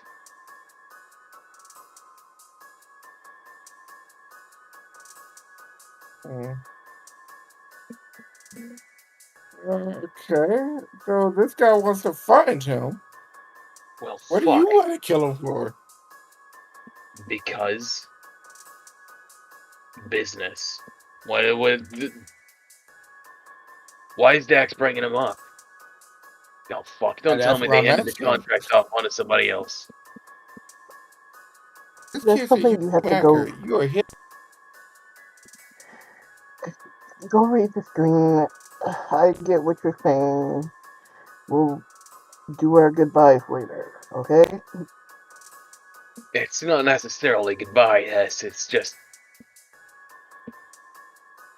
I'm gonna be occupied. He gives him a hard look. Gives him just like this real soul searching, peering into him. It's Look, always goodbye. Don't bullshit me. It's goodbye until you've it's had a not. really shitty run of it. I'm not gonna lie. Your history shows a track record of people coming in, getting around just long enough to ingratiate themselves and profit off of you, then fucking off. I'm kind of proud to say that I've not really been around long enough to be anything but a benefit to you all. I don't think I've quite profited off of this exchange, he says with a chuckle and a seemingly mournful smirk. But I'm not trying to disappear or go fuck off into the great beyond. I'll still be in the city, and you still have my contact information. I'm not disappearing. You won't have to go look for me like you did for him. Yeah. Okay. Anybody know who A. Wright is?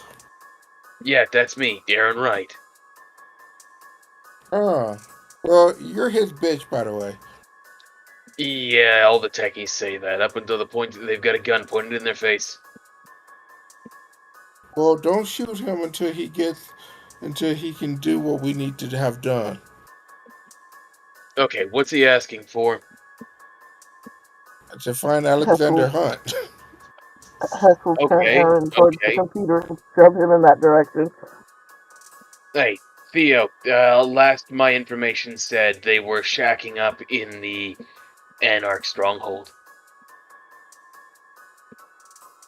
Well, we got 15 hours. Ask him if he knows where the fucking Anarch Elysium is.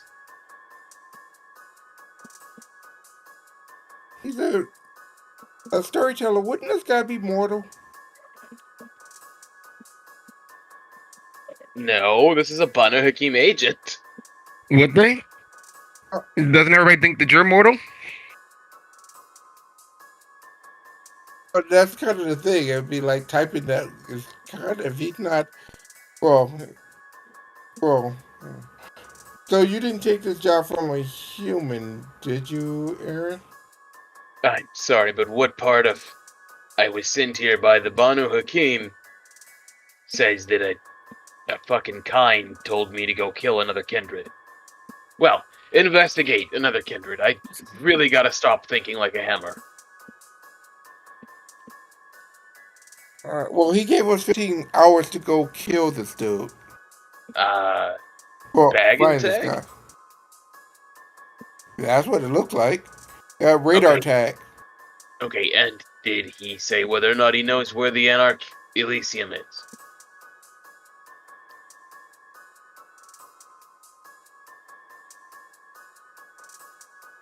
I'll take that as a no. I just sent it to him. Let's see if he knows. He's probably gonna say that's not what he. Oh, he says yes. Okay, get an address. He And then he looks. he said it's lost. The Anarch He's fucking Elysium with is me. lost. All Oh, right, he's you know what? He's fucking with me. All right, fuck off. Here, let me see this. He says, just kind of motioning towards the keyboard. He gives her the keyboard.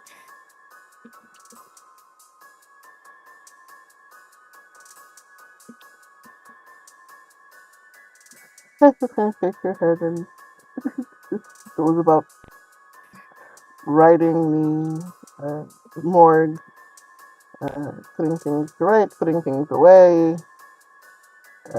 Goes back to the door and checks again. The door's still locked. The problem with putting things to right and straightening up, puttering around, you're finding so many small little ticks of memory. The drawer full of wallets and belongings and identifications for the many who've passed through here. The drawer set aside from Clyde to make right on the people that he.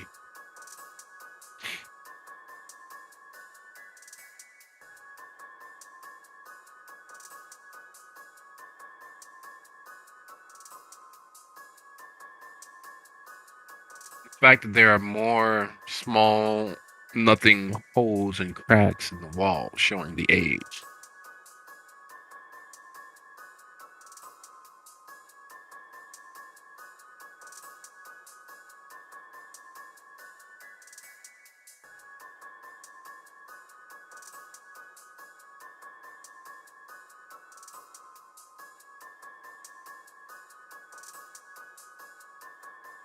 Yo hops up Ne- to stretch his legs to get away from the keyboard because whatever Aaron's talking about doesn't really concern him, nor does he care. Well, you guys have a agreement. You've reached a virtual electronic handshake. You're to radar tag a target to which they would trade what information they have for your address. A gentleman's agreement spoken into the ether to some invisible person unknown to you physically.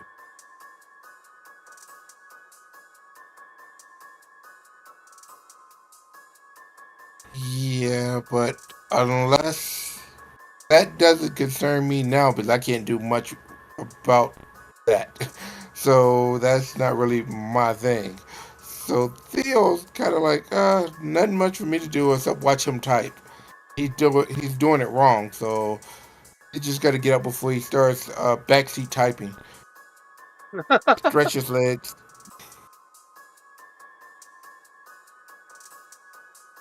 And maybe go check on Hestia, make sure that she's not falling apart yet or anything.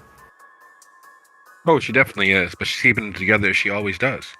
There are too many signs of the end of life and what you've all become. It's impossible to look at the signs of the coteries past and not see them as a manifestation of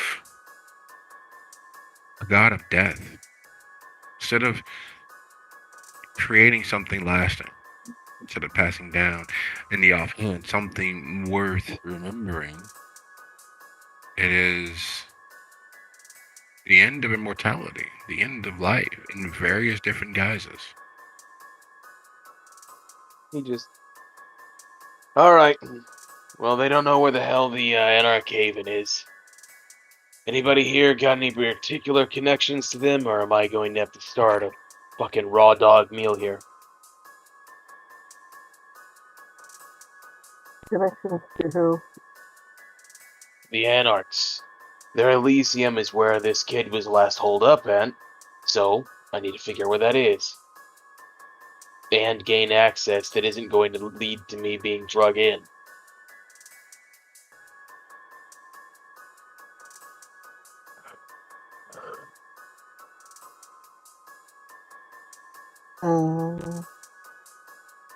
Well, I guess there is. Fuck, what is his name again? The guy with the mohawk.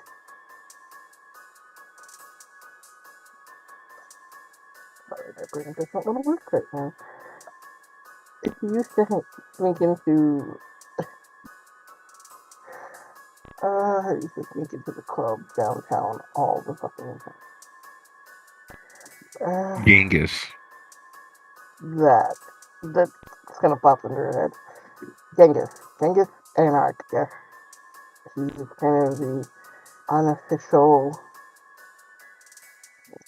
spokesperson for the Anarch. I haven't seen him in a while, but he had a slave,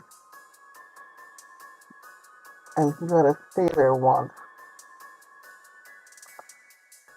But the thing about that, I don't know if that's the official hangout or if that's just his spot. Didn't if the story was correct, didn't he hang out at the basement of the Succubus Club? Quite often. Yeah, but he has his own spot. Well, we can go check it out and follow the breadcrumb trail from there.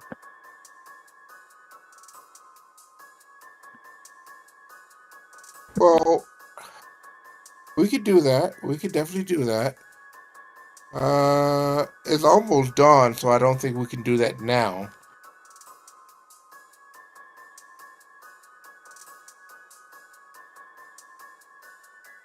And I'm kind of afraid to say this, but uh, didn't you have to not have like great ties with him from back when you guys were first starting out the shelter? We had kind of patched shit up, and we were at a, what do you call it, ceasefire? But he's also friends with Gid, so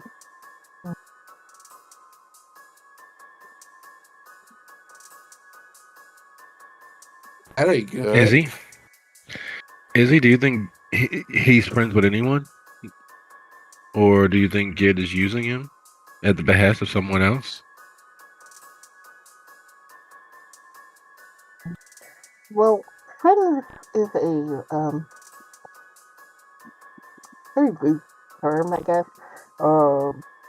They know of each other, they run in similar circles, but now that we know Gid is fucking using almost everybody he knows, it's probably more like that sort of situation. And Genghis is, well, intelligent enough, not intelligent enough to know when people are fucking him over.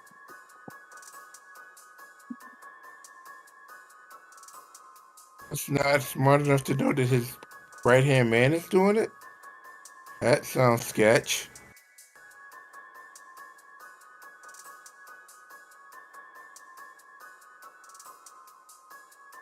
But at least we have a plan, right?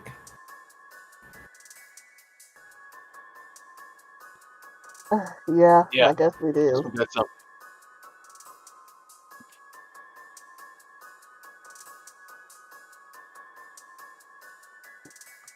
It's not that far away, but the thing is, do we want to be trapped there during the day?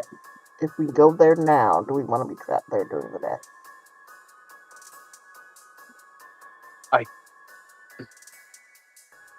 Is there a way to guarantee safety there?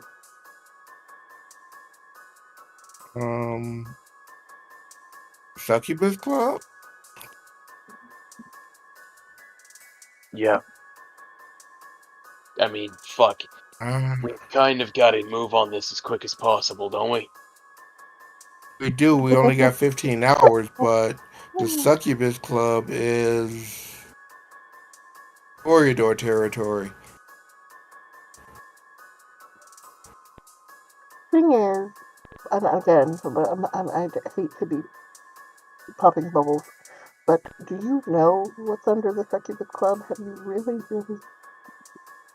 looked into what's under the Succubus Club? Because I have. I know what's under the Hey, Succubus Club.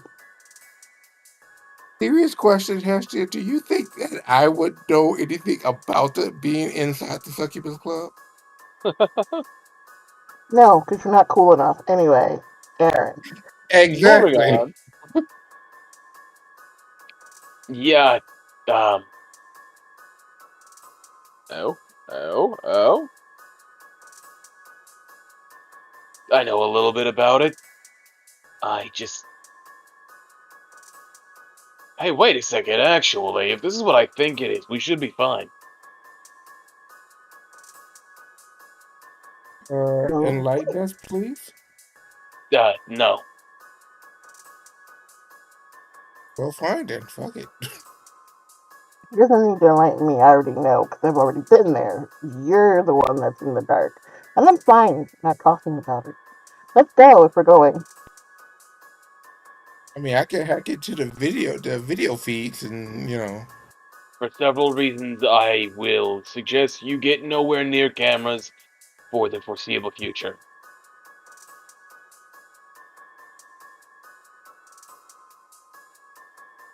you say Agree? so. Whatever. I won't do any camera stuff. Good. Good. So long as we're all agreed on that, then. But are you? What?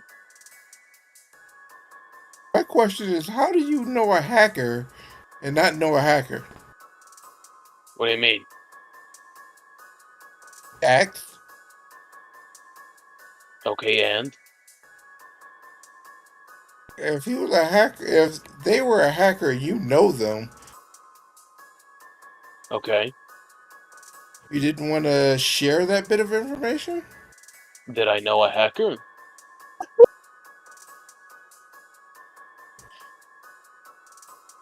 That you knew Dax? I thought I said that I knew Dax. No, not until I brought Dax up. Just kiss and make up, okay? Because we have to go. Okay, like, is this 100% necessary? Do I have to We'll go come down back my to it. list of compatriots and all my other contacts and double check them for you?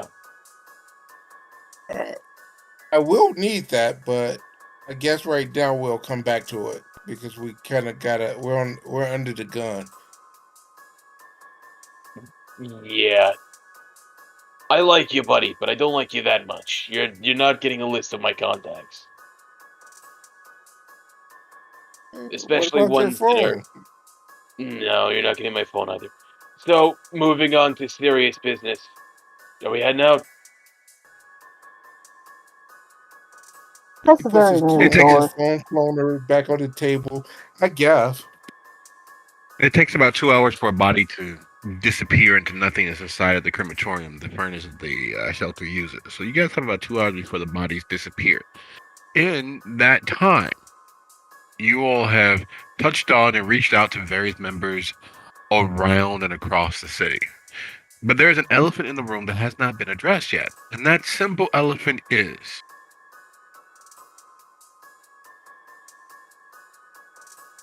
what about the rats? Oh, fuck. I still told me that the rats were something that she had put in place. She was cool with. Yeah, Mm, but like, have they been fed today? And the Let's She ones review the said that they you questions all that were. have, happened. and the members that you all have that speaks their language and speaks their tongue and maintains the contract is nowhere to be found. It's one of those situations where the old quote of, if your absence doesn't matter, then neither did your presence, comes to mind.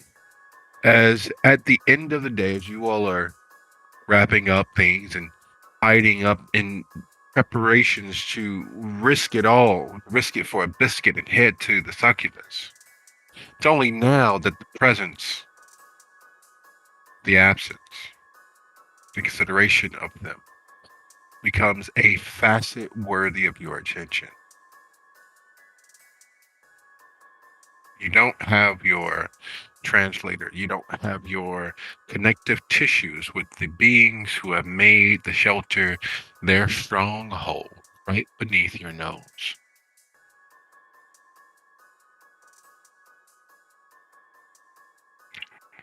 And the crematorium, the furnace, is nearly at its 2,000 degrees necessary to obliterate the remains of the Nosferatu. The dawn beckons far closer than it should. Your feelers are out there in the world, yet now, the quietude of those decisions quietude of those moments, the presence, the absence thereon, settles in. Consideration of a faint squeak, a chittering of teeth. I want to thank you all for a lovely episode, and I'll see you guys next time. Oh, fuck! They're gonna eat us! No, because it was established that at the beginning of the night, their food